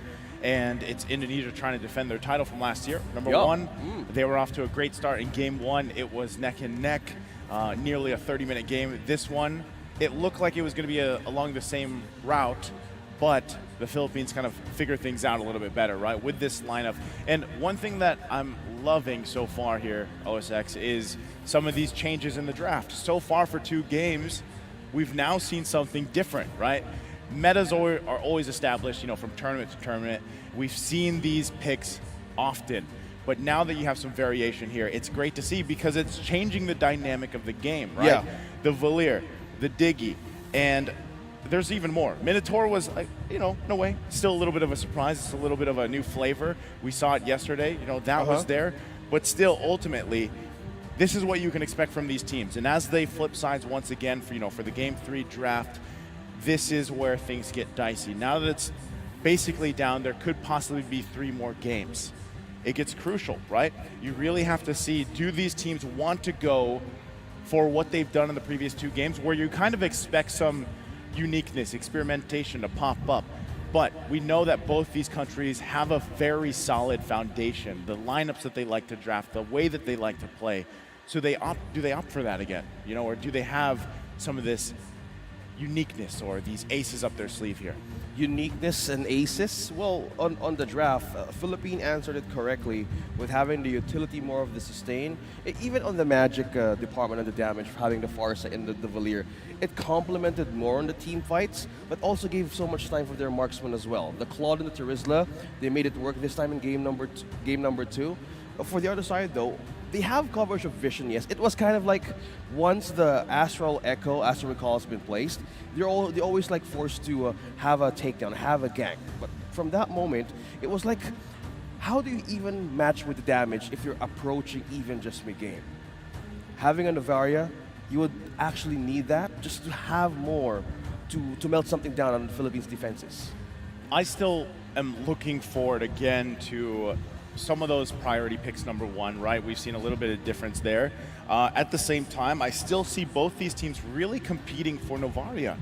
Like, she's just so good in any of these lineups. Number 1, like, for the most part, yes, she's been banned here and there, but, at the end of the day, how can you really count out vision, poke, and just even providing Peel. Just, anything really. Novaria works so great, but, the response being usually a Valentina or usually something else, it does work out against it. But we don't even have to worry about it here because it's banned out, right? This time, once again, Philippines will be on the blue side, Indonesia on the red. Similar bans to an extent, but now that Novaria and Eve aren't there, what's the priority? Wow, okay, it's Brody. Right away To go in the hands of Recretiano here. And again, if you want a little review of what happened yesterday and the days prior, a lot of these MVPs for the Philippines went to the hands of Recretiano on Brody himself. So this is a strong first pick. Response from Indonesia, though. Probably going to be maybe a Terizla, maybe a Fredrin, right? Those are left open. Those are hot picks. We'll see if they go that route or they want to do something else here. Well, I agree with how Philippines is doing right now with the prio of the Brody. They took out the Novaria, that you mentioned, it's so effective. But okay. Neither of it. We're going to the Nether Realm. Nether Realm, we have Turtles, Puissance, and also with just having not seeing the Paquito or the Franco or even the Kaja Kadita on this game gives so much freedom for Brody to actually roam around. Landing those hits correctly, using the torn apart memory properly in those kind of minded distance that you get in team fights.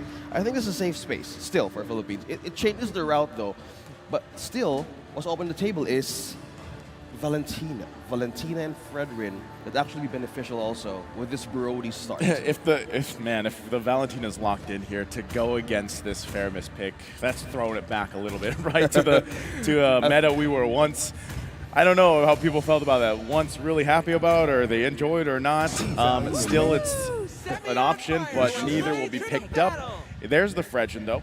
X-Borg as well. I think this is a great choice.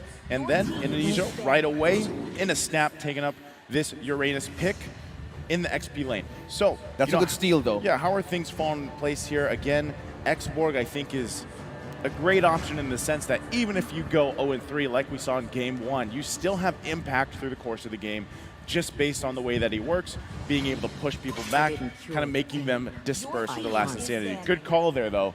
The response from Indonesia for the second phase of bans, they take out the Valentina. Yeah, they have sustain. You have more ways to counter the early game of a Hulk coming from an X-Borg, Uranus, getting a good amount of winning stats. Yeah. From group stages, we see it again now for the EXP. It's a great answer for longer team fights because at game number 1, we were seeing tug of war.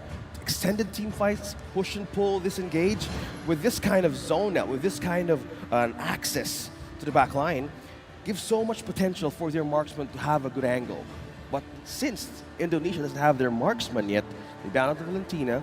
That's a good way of seeing their counter as well, for having that dash just go through you and take an ultimate out. Well, that's one way to secure it. But having a Uranus with you, this opens up also the possibility for the Beatrix to even be used again. Oh, good. Interesting, right? That's just respect there. Valier. Yeah. Regardless of how how the Valier side of the game number 2 is still a problem, but just being a utility.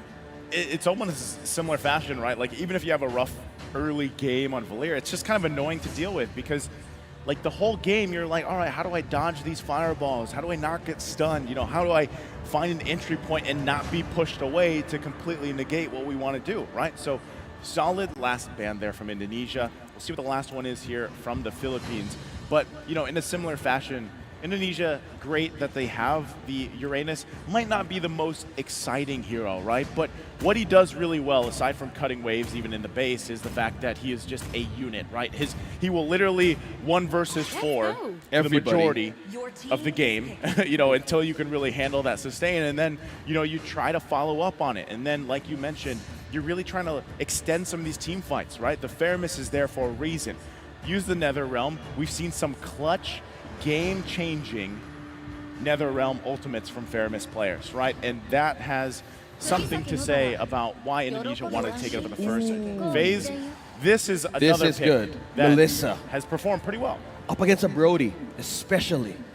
And the problem of utilizing models just being thrown at you and using the eyes on you, because we know how Brody maintains his distance, maintains his space just to get on with the basic hits. But this Melissa, building towards mid to late game and just land all those hits correctly, that's just distance working for you and using a lot of damage.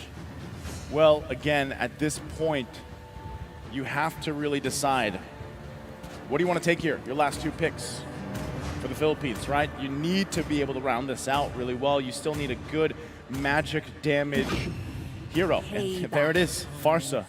What a better, none other, actually, this really isn't a better way to do this. And this is interesting. This time, they draft the Minotaur. So, you know, this in a way, it's like, hey, we're going to give it a go and see if it makes this work. Because right now, Minotaur in the playoffs, he's 0-2. He really hasn't found success yet, but that doesn't say that this hero isn't great. It can be. We'll see if they have the follow-up to do with this. Now, one thing that I like about the dynamic between these 4 heroes alone, aside from the Brody for the Philippines, is there's so much pressure, AoE-wise and space-wise, with the kits that they have. And then you're kind of just allowing Brody, right, to get the marks off, to get the torn apart memory off, hopefully.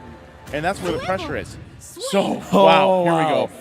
A favorite for both these countries, and a favorite for a lot of viewers out there. They love to watch Fanny gameplay. In the jungle, it's going to go in the hands of Super Ken. Okay. More response. Just Indonesia surprising everybody on the last pick. It was the first time was the Diggy, now the Fanny. They had more ways of performing with this pick and having great coverage around him, as you mentioned. There's so much AoE. There's so much CC on Philippines that they actually make use of. So with this kind of way of disturbing all of the lanes, even their own camp has an advantage of damage just by having a great start early on. Okay. as both teams have their compositions locked in. We'll have to see exactly, again, on the execution factor for both of them. We know that they can control the early game really well. We know they like to pressure these side lanes. We'll see if they can do it. It's game number 3.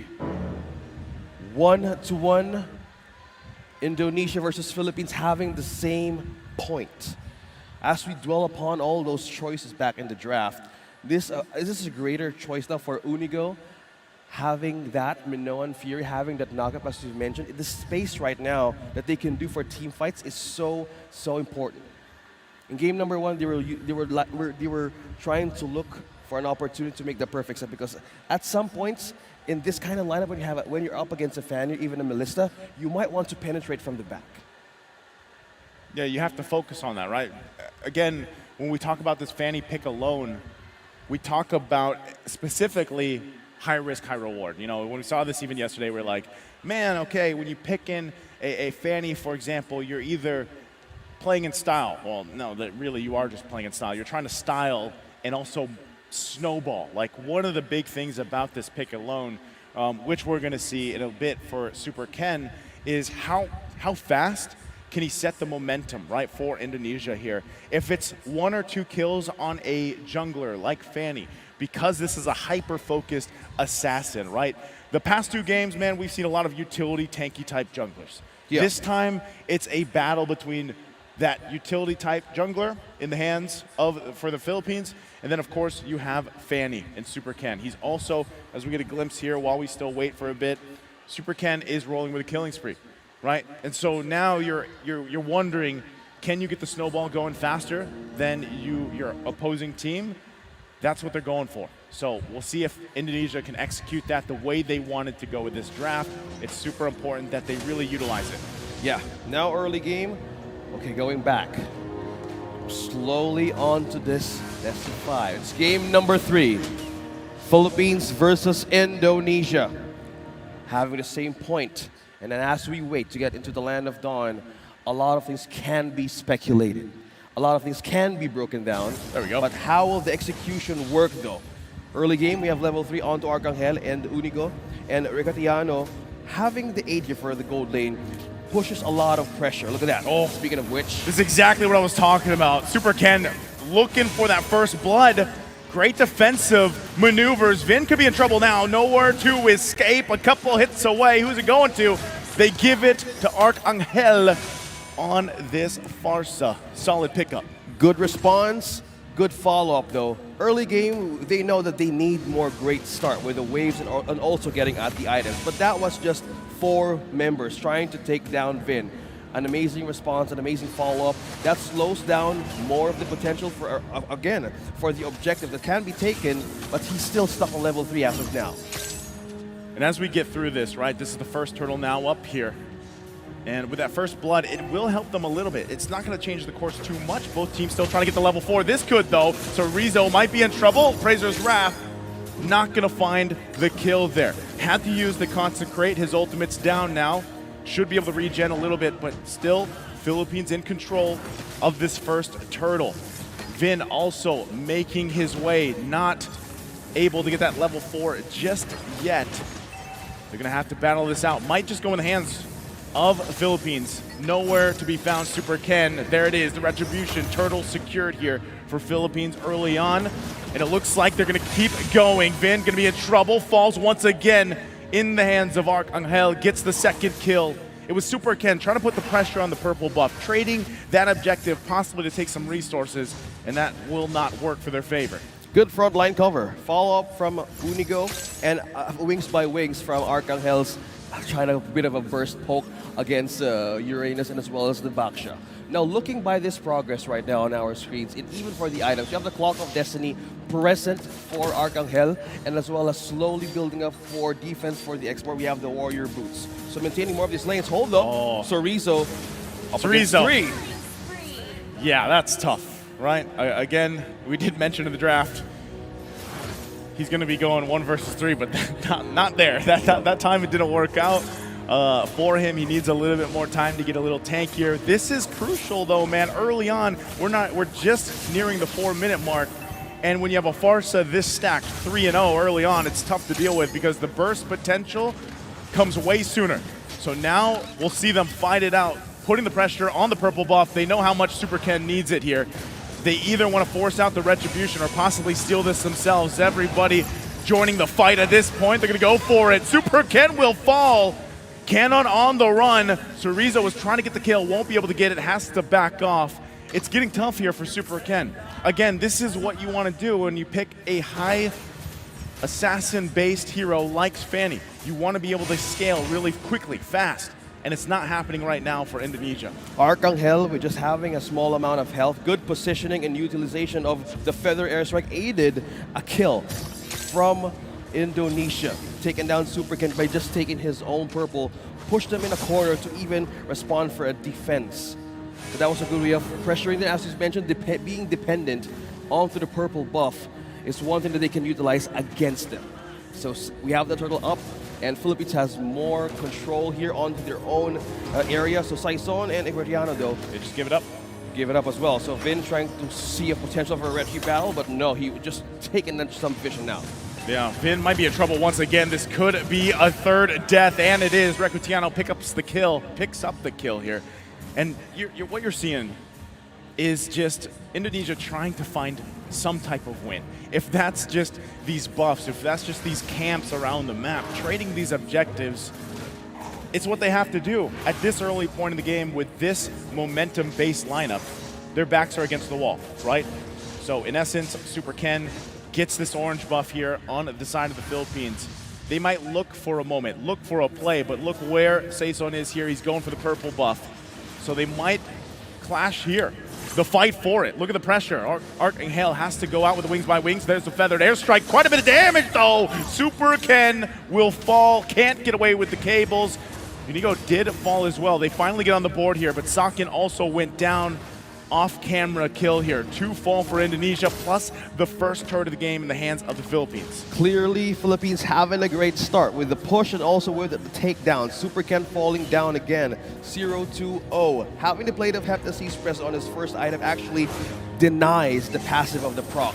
The ambush, speaking of which, take that down. Super Ken has taken another, again, an objective and a kill for his own.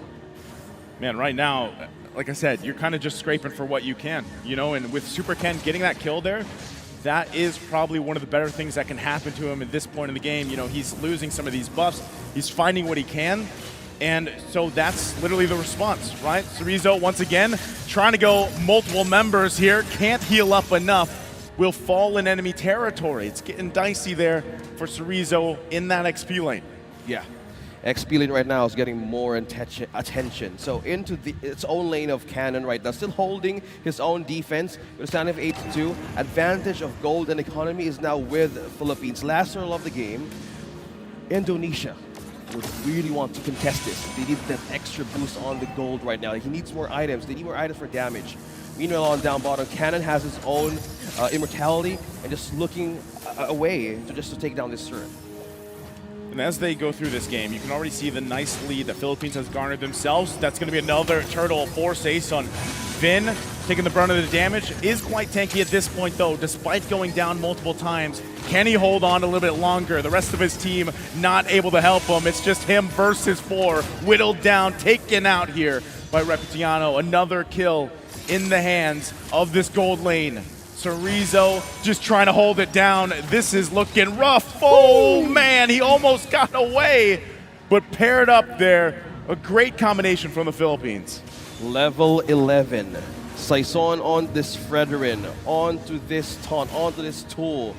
By this alone, adding so much engage, so much gank on the own lane. Speaking of which, Super Ken now being spotted down, being spotted up by Cannon and Saison. Recutiano now has the Wind of Nature, and this might be a greater chance to even hold the front line, but just being and connecting more of his hits. But now we can't actually move out or trying to remove Sakin out of the picture. He's building up with his items. He has the corrosion side, he has the DHS, probably building up to amplify those basic hits. Having or using the models right away in these kind of team fights can actually work for Indonesia. This is tough. The assault in the mid lane, tier 1's the focus here. Vin will take the brunt of the damage.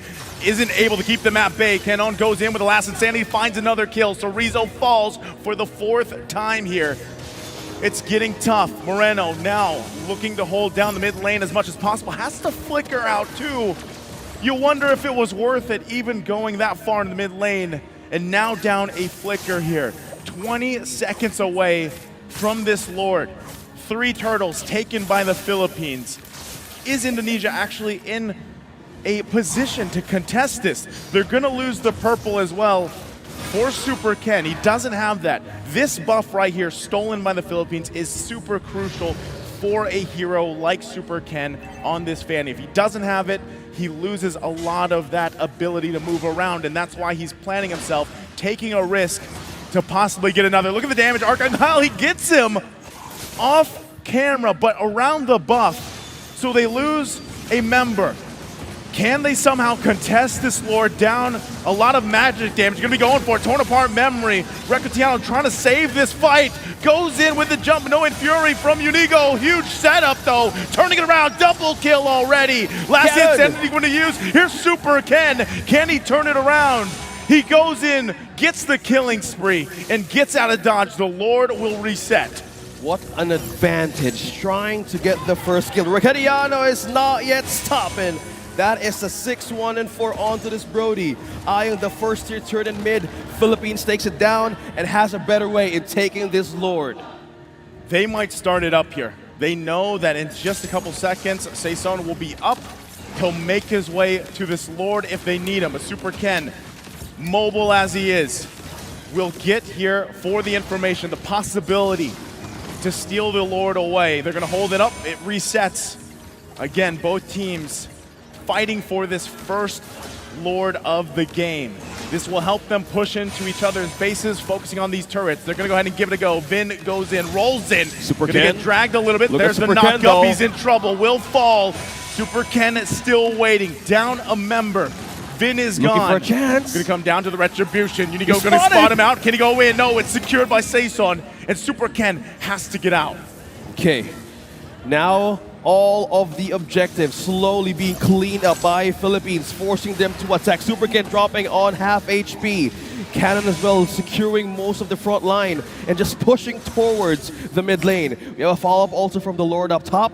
Defensive-wise, or defense item-wise, Philippines has more ways to answer the sustain of a Faramis right now against Moreno. So for Indonesia, look at this. They're working down from an 8,000 gold deficit. Super Ken is left to decide, what do I do? Is it to get a kill here on Recutiano? He's going to go ahead and try. Wind of Nature already popped. He has a couple of marks on him. Torn apart memory! Will not be able to get him because of the range. He stays alive for now. That was so close.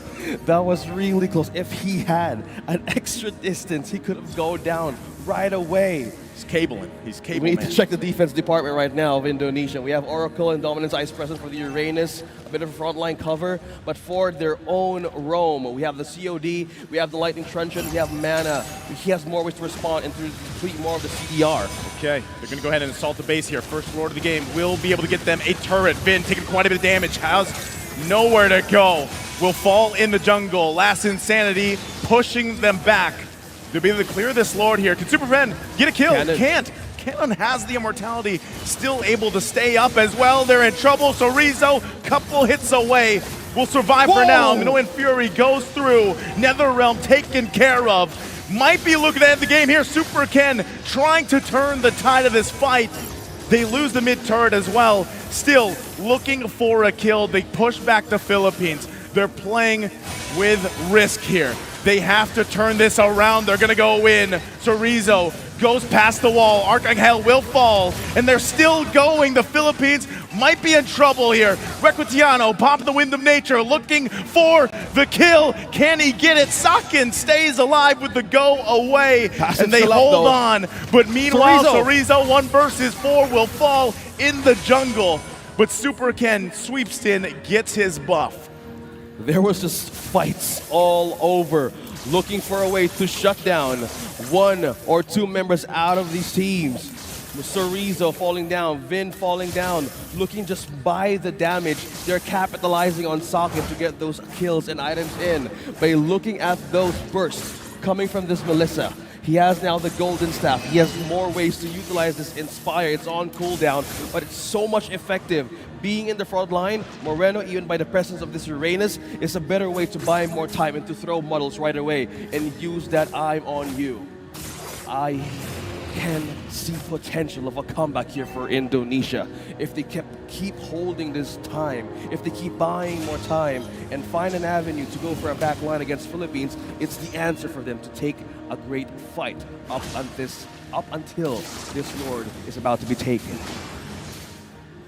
Now that both junglers focus on this area of the Lord here, you're going to see them get in position once again. Super Ken has to get the information he needs to really contest this, but keep an eye on the map. There's some pressure here that the Philippines wants to put on. Philippines does this. That's exactly what they go for. And now, as the Lord is still worked on here, held at half health, this is that Lord dance, like we like to call it. Both teams just holding it down. The purple buff is up. They know that Super Ken needs this. They have the information they need. They're going to make him try to either use the Retribution or get it. He uses the Retribution to secure the purple buff.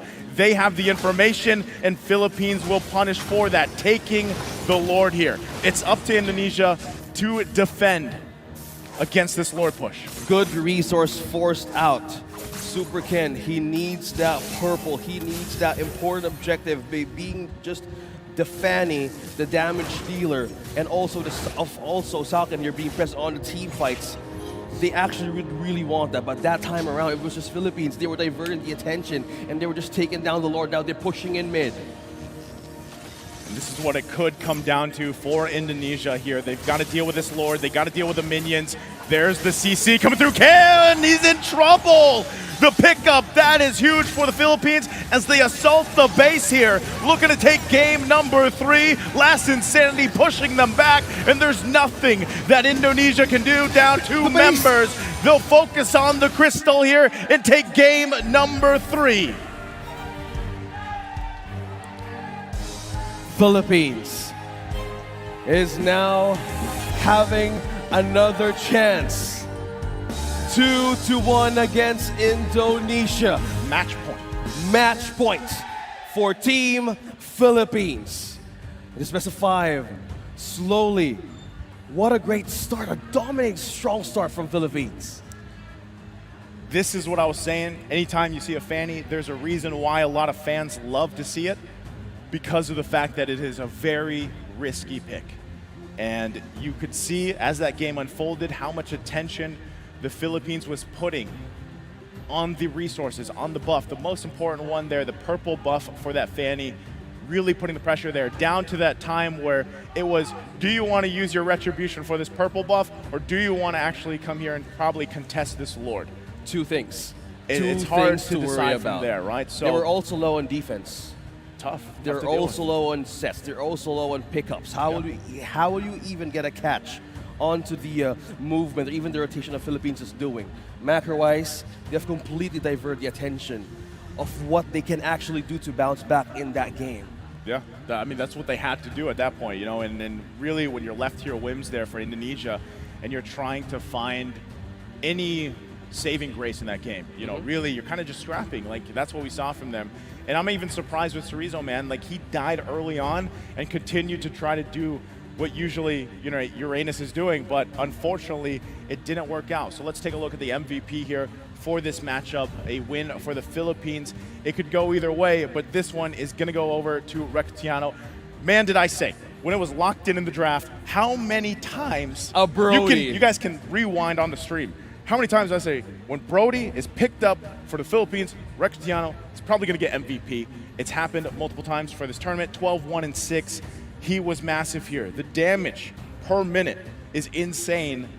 And there's a reason, once again, why they really scale up really well here and why they perform so well with this Brody pick is just the amount of teamwork to allow your gold laner to get this type of game is massive work in the early game. Yeah.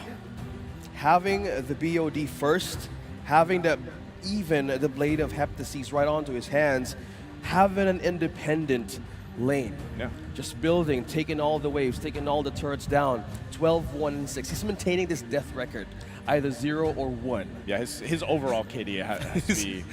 I don't even know needs what to it be would just be, that. but he's had a lot of maintaining deathless it. games too on Brody, Yeah, right? and So- just by this Brody alone in his hands, still maintaining this good record. An amazing performance for Roquetiano.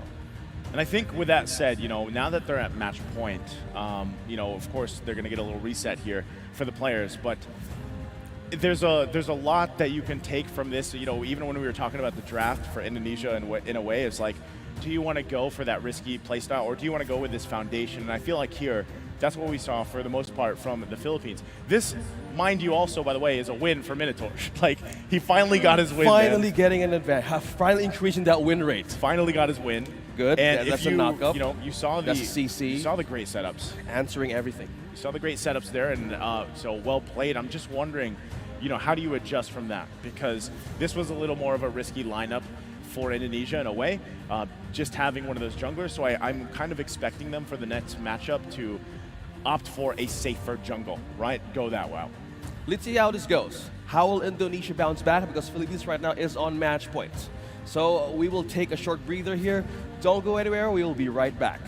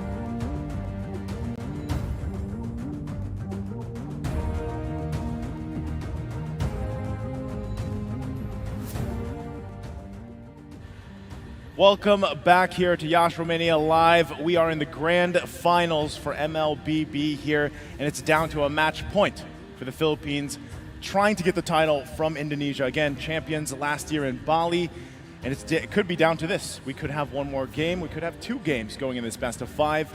How are we feeling so far, Francis? So heated up. The match right now is so heated up, even by the weather. You can tell how this match is so amazing. Facing a familiar foe, will they be able to take the title away from Indonesia? But in this match point, it still could go both ways. Philippines has a way to recover all of those mistakes that they went from game number 1 and proceeded with an advantage of momentum from game number 2. But this time, we still can't count out Indonesia.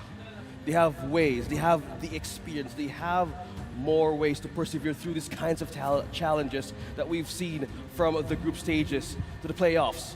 And even from this, a lot of things could still be on the table.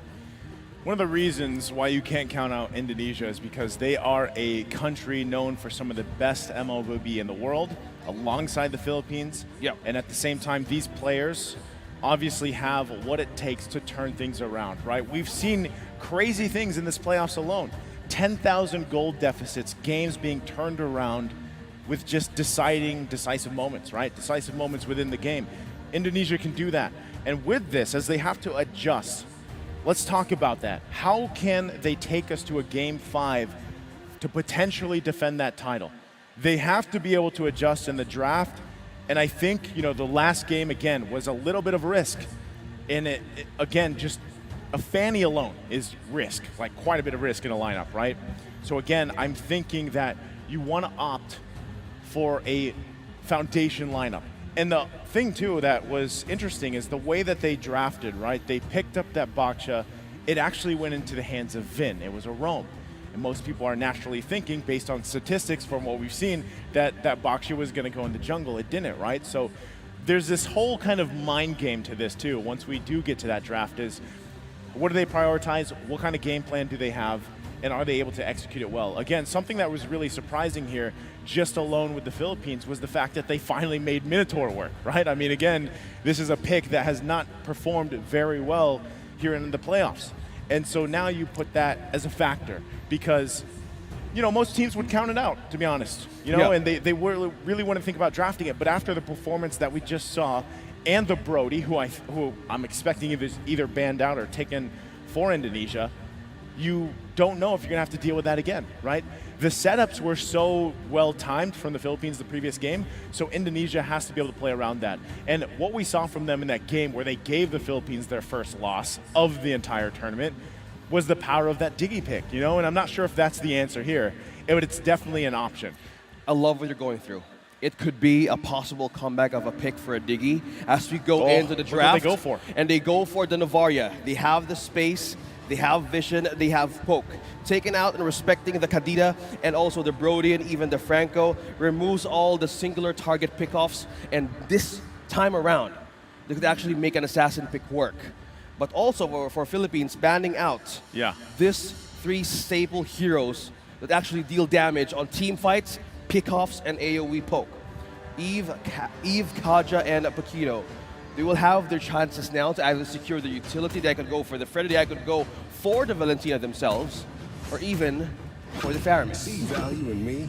Well, they go with the Fredrin and the Farsa. The pick, Sustain and burst. the pick that has been working wonders for the Philippines right now. And previous game, he had 3 kills early on, I think something along those lines. The first blood, then it built up to 3 kills, and when that happens and you get that first scaling item very quickly compared to a traditional build path or timing, that changes the course of the early game. So they might be looking to emulate that process here for this next match. And with that, here's the answer. Indonesia actually takes up this Baksha. This time, I'm assuming it's going in the jungle, right? For the most part. Because again, Novaria was priority picked. We have seen her flexed in the roam. We have seen her parked in the mid lane. But there's the X-Borg as well. Okay. So, similar. That's danger. For this Farsa, on the positioning of the Farsa and in the hands of Arcangel. He needs to be wary on where this X-Borg will be. Where will the last Insanity will be? Well, this is a growing threat. Early game, hits level 4. Both of them can actually disable one another. It's moving out the burst. It's a growing threat, but I'm going to be a little, Cerezo here, he's got to be careful on how he approaches this early game. We saw it before, right? He made up for it in that one game he played X-Borg. He died 3 times early on. He still had an impact. Previous game, he was playing the Uranus, tried to do the same thing. It didn't work out. He was really shut down. So Cerezo alone has to be able to adjust for this game. It's great that he has the X-Borg, right? But can he actually be impactful early on and not just have those multiple deaths going on? Because Last Insanity is great, but at the same time, you have to be able to serve that purpose in the XP lane. With the Valier being picked up here for the Philippines, this is also what we saw earlier on in the series. It worked out great for them. It's kind of annoying to deal with, right? You're going to get stunned. The burst fireballs are not fun to deal with. Okay, going back on your thought on that X-Borg, he had a 3-death shutdown in the first 2 minutes. Yep. And by that, Indonesia found a way to have a comeback. That was this game in the match earlier that actually made everything work. With the aid of their marksman, the Brody, or even a different way to utilize it with their own mage pick here, could actually be beneficial no matter what comes next. You said you don't want those numbers, the death numbers, to just keeps on rising for this roamers and for these XP laners. It's a big of a factor in taking yourself into an addition or an advantage on getting the first turtle objective. Honestly, what I see happening here, let's see what this last ban is, but for the most part, because the Brody was taken out, I love that. That's great respect from Indonesia, because like we were saying, multiple MVPs. And off the top of my head, I was like, well, what gold lane is Indonesia going to take? And off the top of my head, it would be the Beatrix, but since that's banned out, you're kind of left to a couple of these options. We've seen Melissa pop up, but most likely I'm going to assume, let's see if they take the, never mind, the Claude also gets banned out. So now, we've narrowed down the gold lane, right? And usually when we get to this, we see Irithel pop up. Melissa's there. We've seen great things from Clint, finally on teams, yesterday, having success with that.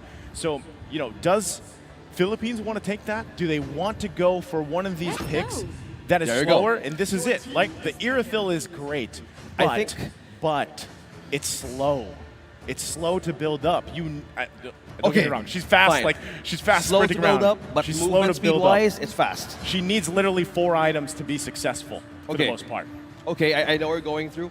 The damage needs to work out to proc the passive for the ultimate of the Irithel. So with this, he has more, or this Irithel rather is being picked up right here by Philippines, is to have safe passage around the Turkish Poissons, even around the last Insanity, because at some point in game number 1, there were a lot of disengages. And I get where you're going there. He needs more damage, but with this time around, that Valier's on his side to aid with his lane, maybe that's a good way to amping up more of getting those items right away. There's a shiny new sheriff in town. And we're going back to it. It's high noon here, but not really, right? In Romania. But Clint comes through.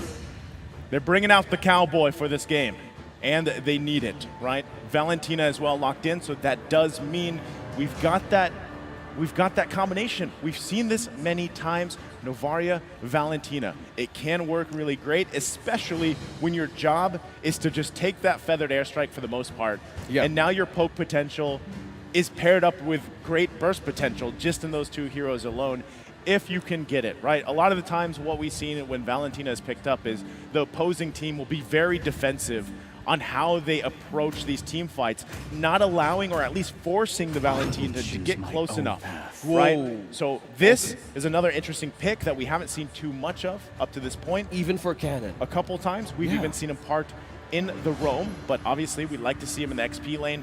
This Arlot right here will provide a very good setup for Philippines if they can pull off that final slash ultimate ability. Actually, the Vengeance as well is still working. Although the nerf on his ultimate is actually a bit of a disadvantage for his own setup. But one thing also that we're seeing is how he can be really, really slidey in those kinds of initiations. In a way, this is still strong. Arlot and Valier for Philippines.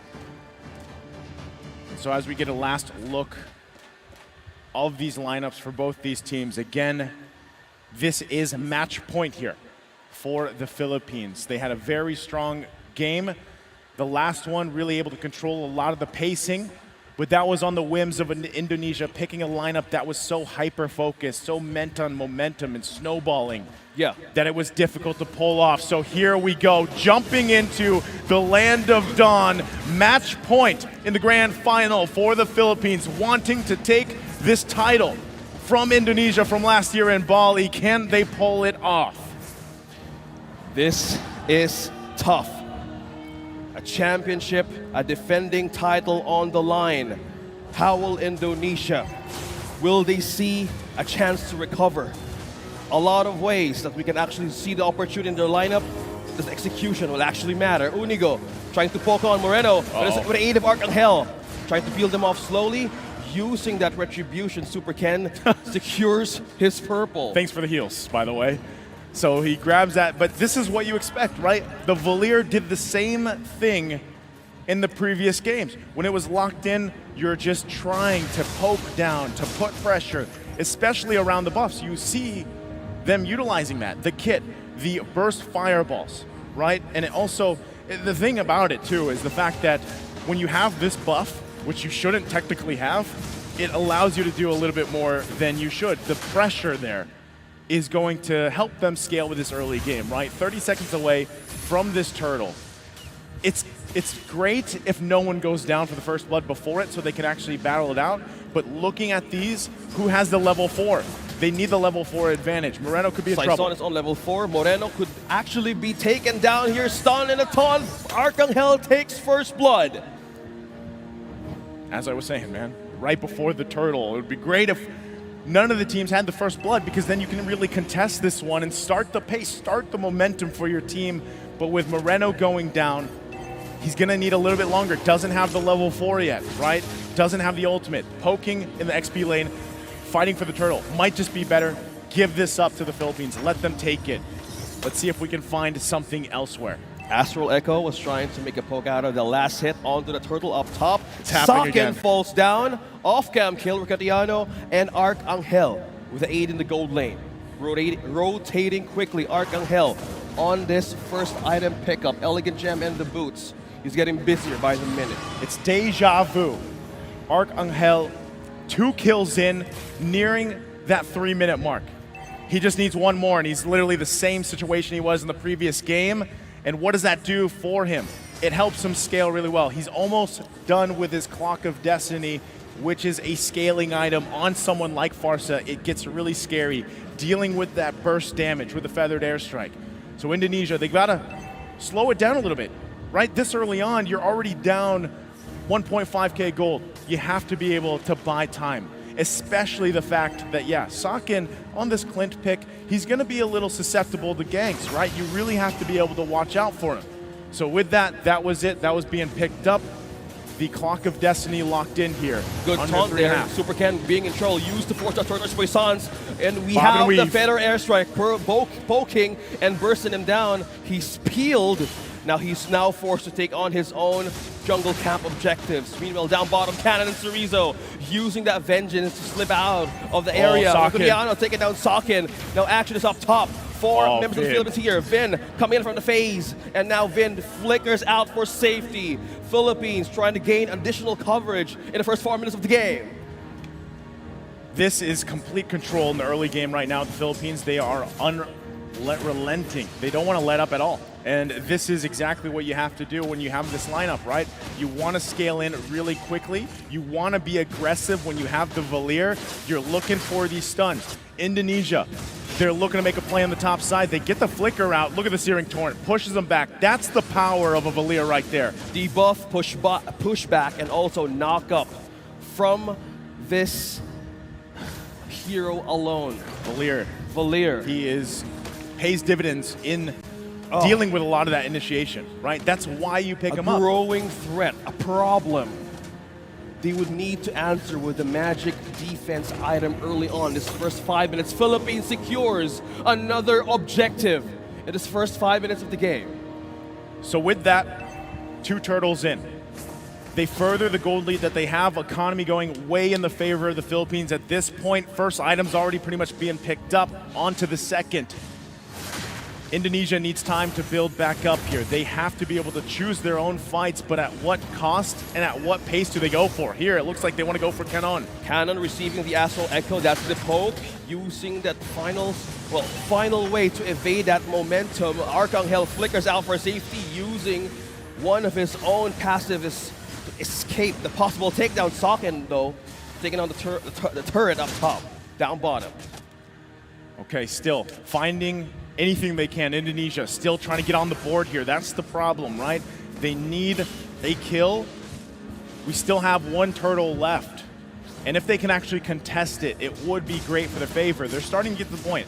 Big part of it is, do we at least have our first item? Do we have, are we building towards that second? Oh, Final Slash. Final Slash doing the work for Philippines. Forced out, a last insanity out of Chorizo. Now he's forced into his own defense. Flicker too. Back in the turret, Super Ken Moreno tries to clear this up. Saison being taunt, using the taunt onto Super Ken, trying to poke him down. Present for the purple and the orange damage, using the Torch Persons to slow him down. Ken on the other hand, they're ready for reinforcement. They back away. Indonesia respecting the damage in the first minute. But 6 minutes in, Philippines rotating quicker, trying to contest this portal. Up top, Cannon though, clearing more of the minions in. And here we go, right? Third turtle almost up. They might look to contest it. Mid lane going to be the focus here, though. Moreno dropping down low. He could be in trouble. Cannon, though, on level 9, closely getting another attribute for damage. Philippines still a slow engage. No skirmishes at Naisu. This is probably just another turtle in the hands of the Philippines, unless Super Ken comes through here for Indonesia. He's got to do it. He's trying to get the vision, won't be able to get it. Now gets collapsed on. He might, yeah, he has to use the ultimate.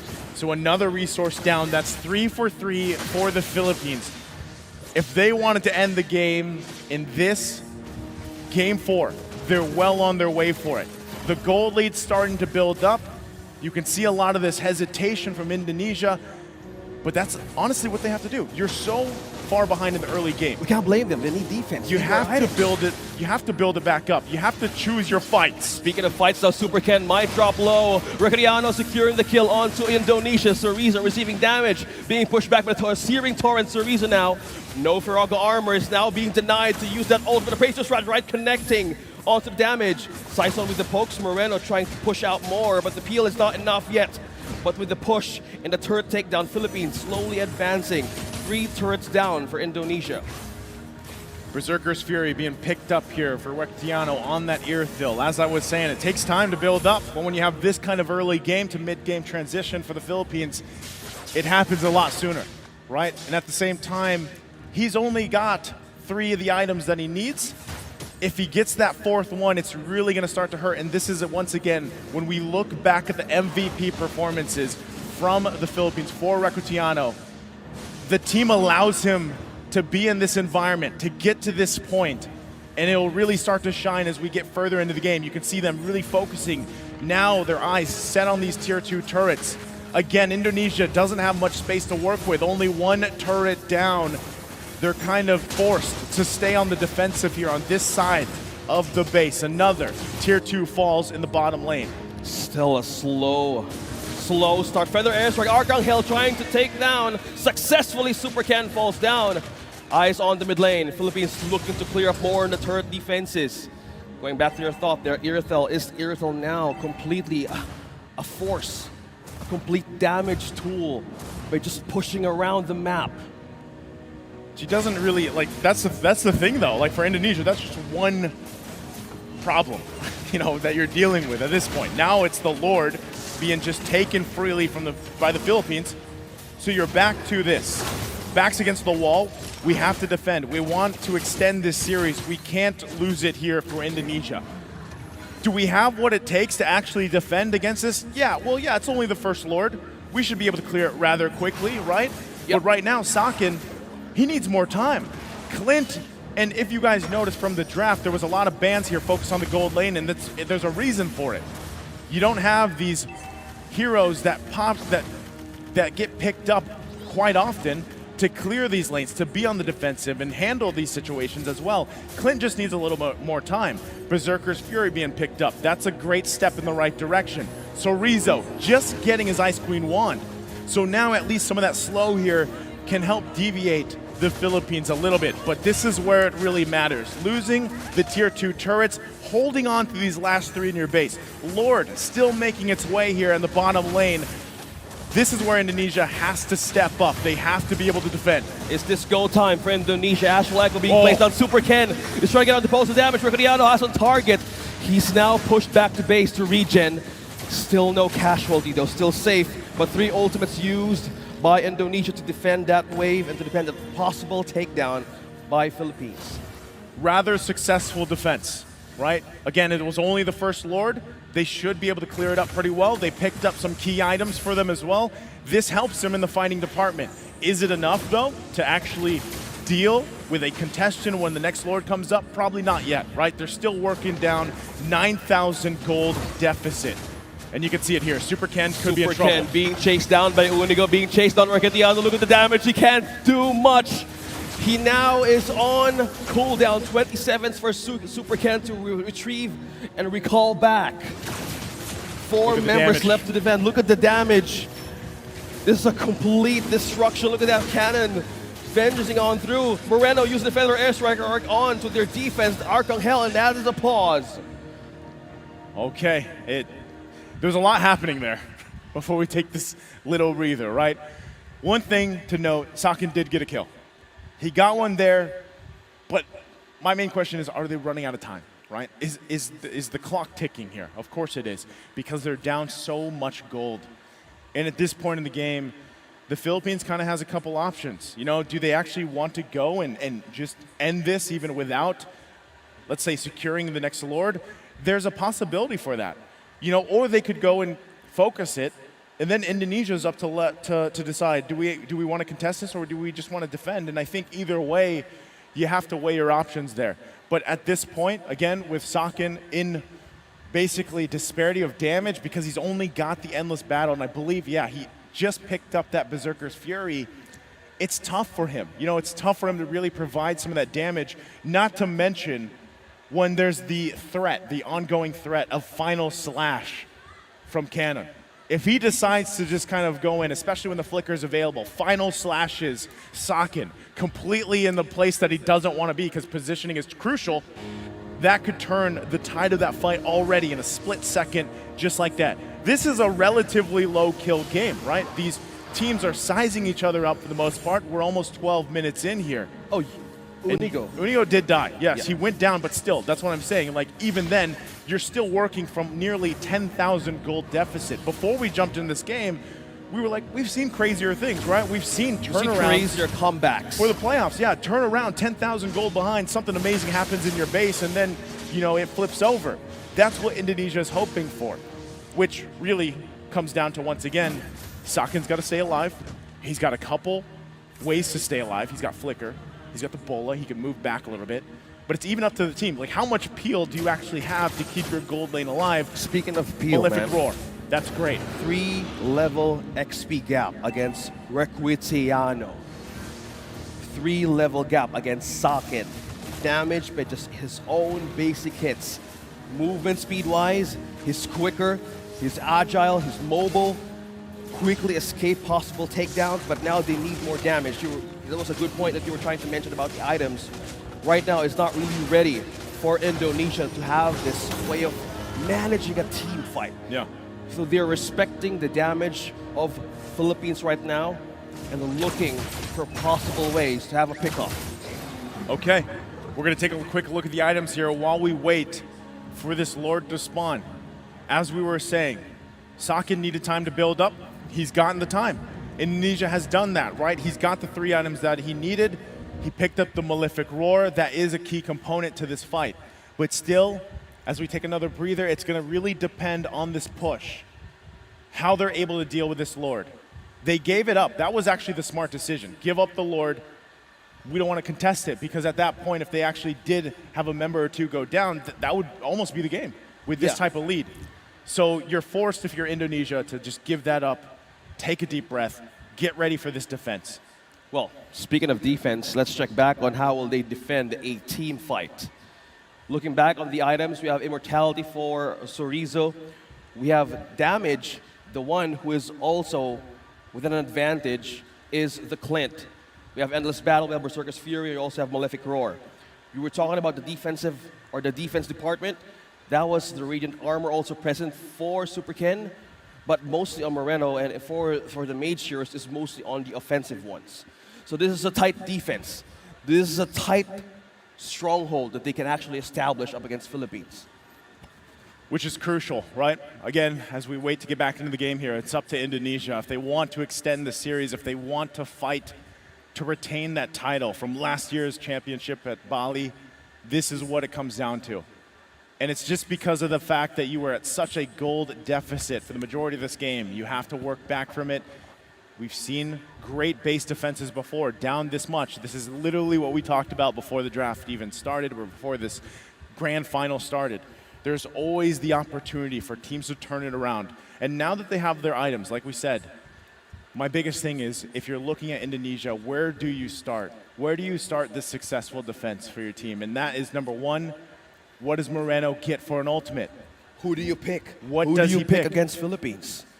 Exactly. Not only that, most likely the Feathered Airstrike, right? Because you want some of that burst damage. But let's say he gets the final slash himself and they're somehow able to outplay the Philippines. That is a possibility that we only can wait to basically see unfold. It's up to them how they want to approach that fight.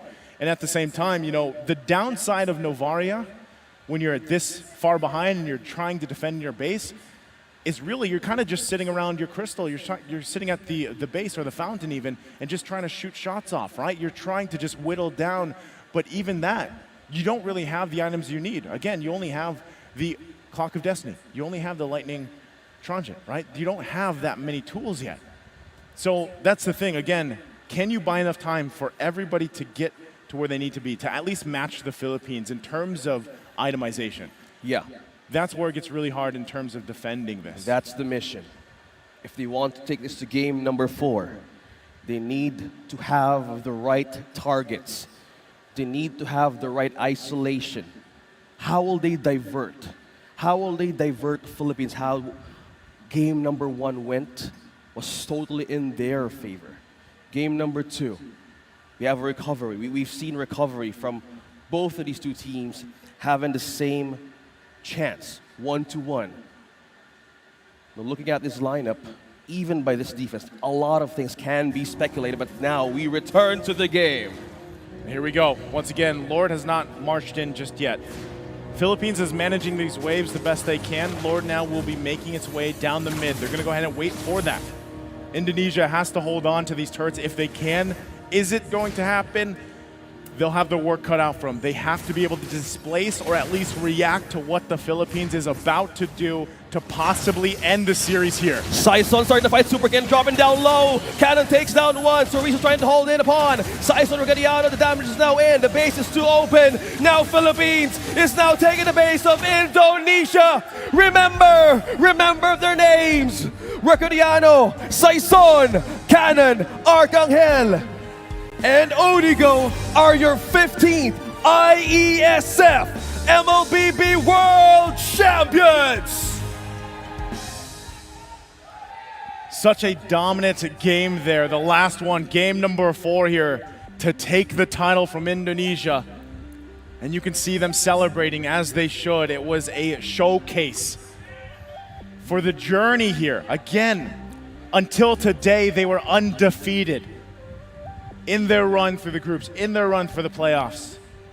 And Indonesia as well, hats off to them. They went through the ringer in the lower bracket. They played 8 games yesterday, crawling back up here to the grand final. And it's unfortunate that they couldn't get to that game 5 and defend that title, but still, what a masterclass of competitive MLBB play that we see here, that we've seen for the past days ahead of us, behind us, ahead of us, everything. It's been amazing here. And you can see supporters of the Philippines, and I'm sure there's a lot watching online as well. We know that you guys love rooting for both of these teams. Congratulations once again to the Philippines here. They have taken down the defending champions from Bali last year, and now they have totally prevailed from all of the challenges building up to this moment, we still got handed over still to Indonesia for still keeping and still being with us here, even in the grand finals. Well, let's take a look at the MVP here for this game number 4, the closing victory of this grand final. It's going to be none other than Recutiano once again in the gold lane, but this time on the Irithyll. You can ban out my Brody. I can do the same thing on another hero. So he's able to do it and pull it through. What an amazing performance. And I just got to say again, all the gold laners that get to this point, man, does their team help them get there. Yeah. And the positioning, a lot of the times go back and look at all these games from Recutiano. Every single time that he's gotten MVP, his micro, his positioning, his mechanics are on point. So again, congratulations there to this game's MVP. What a showcase. Wow. What a tough match. What a tough day. What a way to end this grand finals. Philippines had its first defeat. And by just going through all of the challenges they went through, completely having a chance to get a grip. And this time it is the grand finals. They are the champions of the 15th World Esports Championships of IESF. Again, talk about the journey, man. You know, when we saw them out in the Asian Championships, very dominant, and, you know, still got to give a big shout out to all the teams that have competed here, because we were talking about this yesterday as we were getting through those lower bracket matches and then the upper bracket matches, how much improvement has been there. Specifically, even teams like Saudi Arabia, man, the improvement from the Asian Championships up to this point have been amazing and very apparent. So hats off to everybody. Thank you guys so much. Again, I'm Naisu. This is OSX. We've been calling the action for the past 4 days. We thank you, IESF Romania, everybody watching around the world. We're going to pass it over to John to hear from our champions, the Philippines. Thank you so much, gentlemen. And of course, my love goes to Naisu and OSX for crushing it all tournament long. Thank you to all of our casters across every single language. But now, without further ado, it is my distinct honor and privilege to congratulate Team Philippines for their championship of the World Esports Championship 2023, live from Iași, Romania.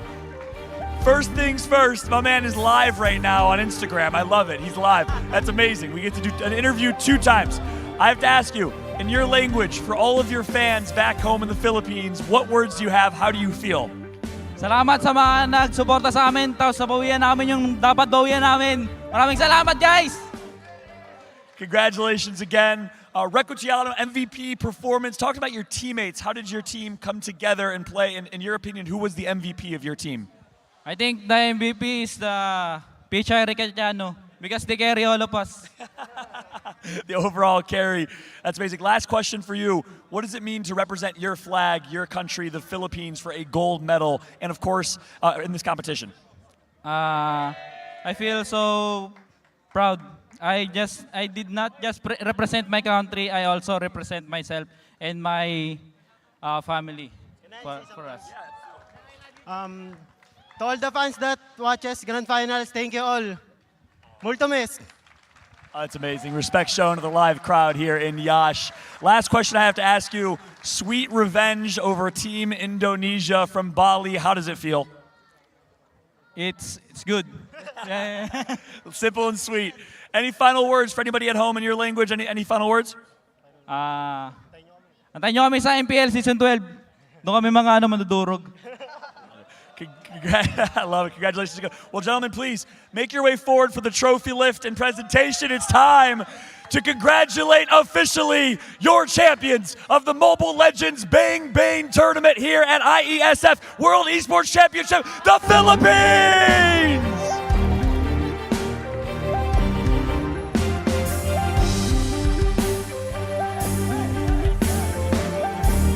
On behalf of our entire production team, the IESF, our casters, Naisu, OSX, and every caster that commentated in every single language, thank you all so much for watching and enjoying one of the greatest esports in the world, Mobile Legends Bang Bang. Congratulations to the Philippines, your winners, and the runner-up, Indonesia.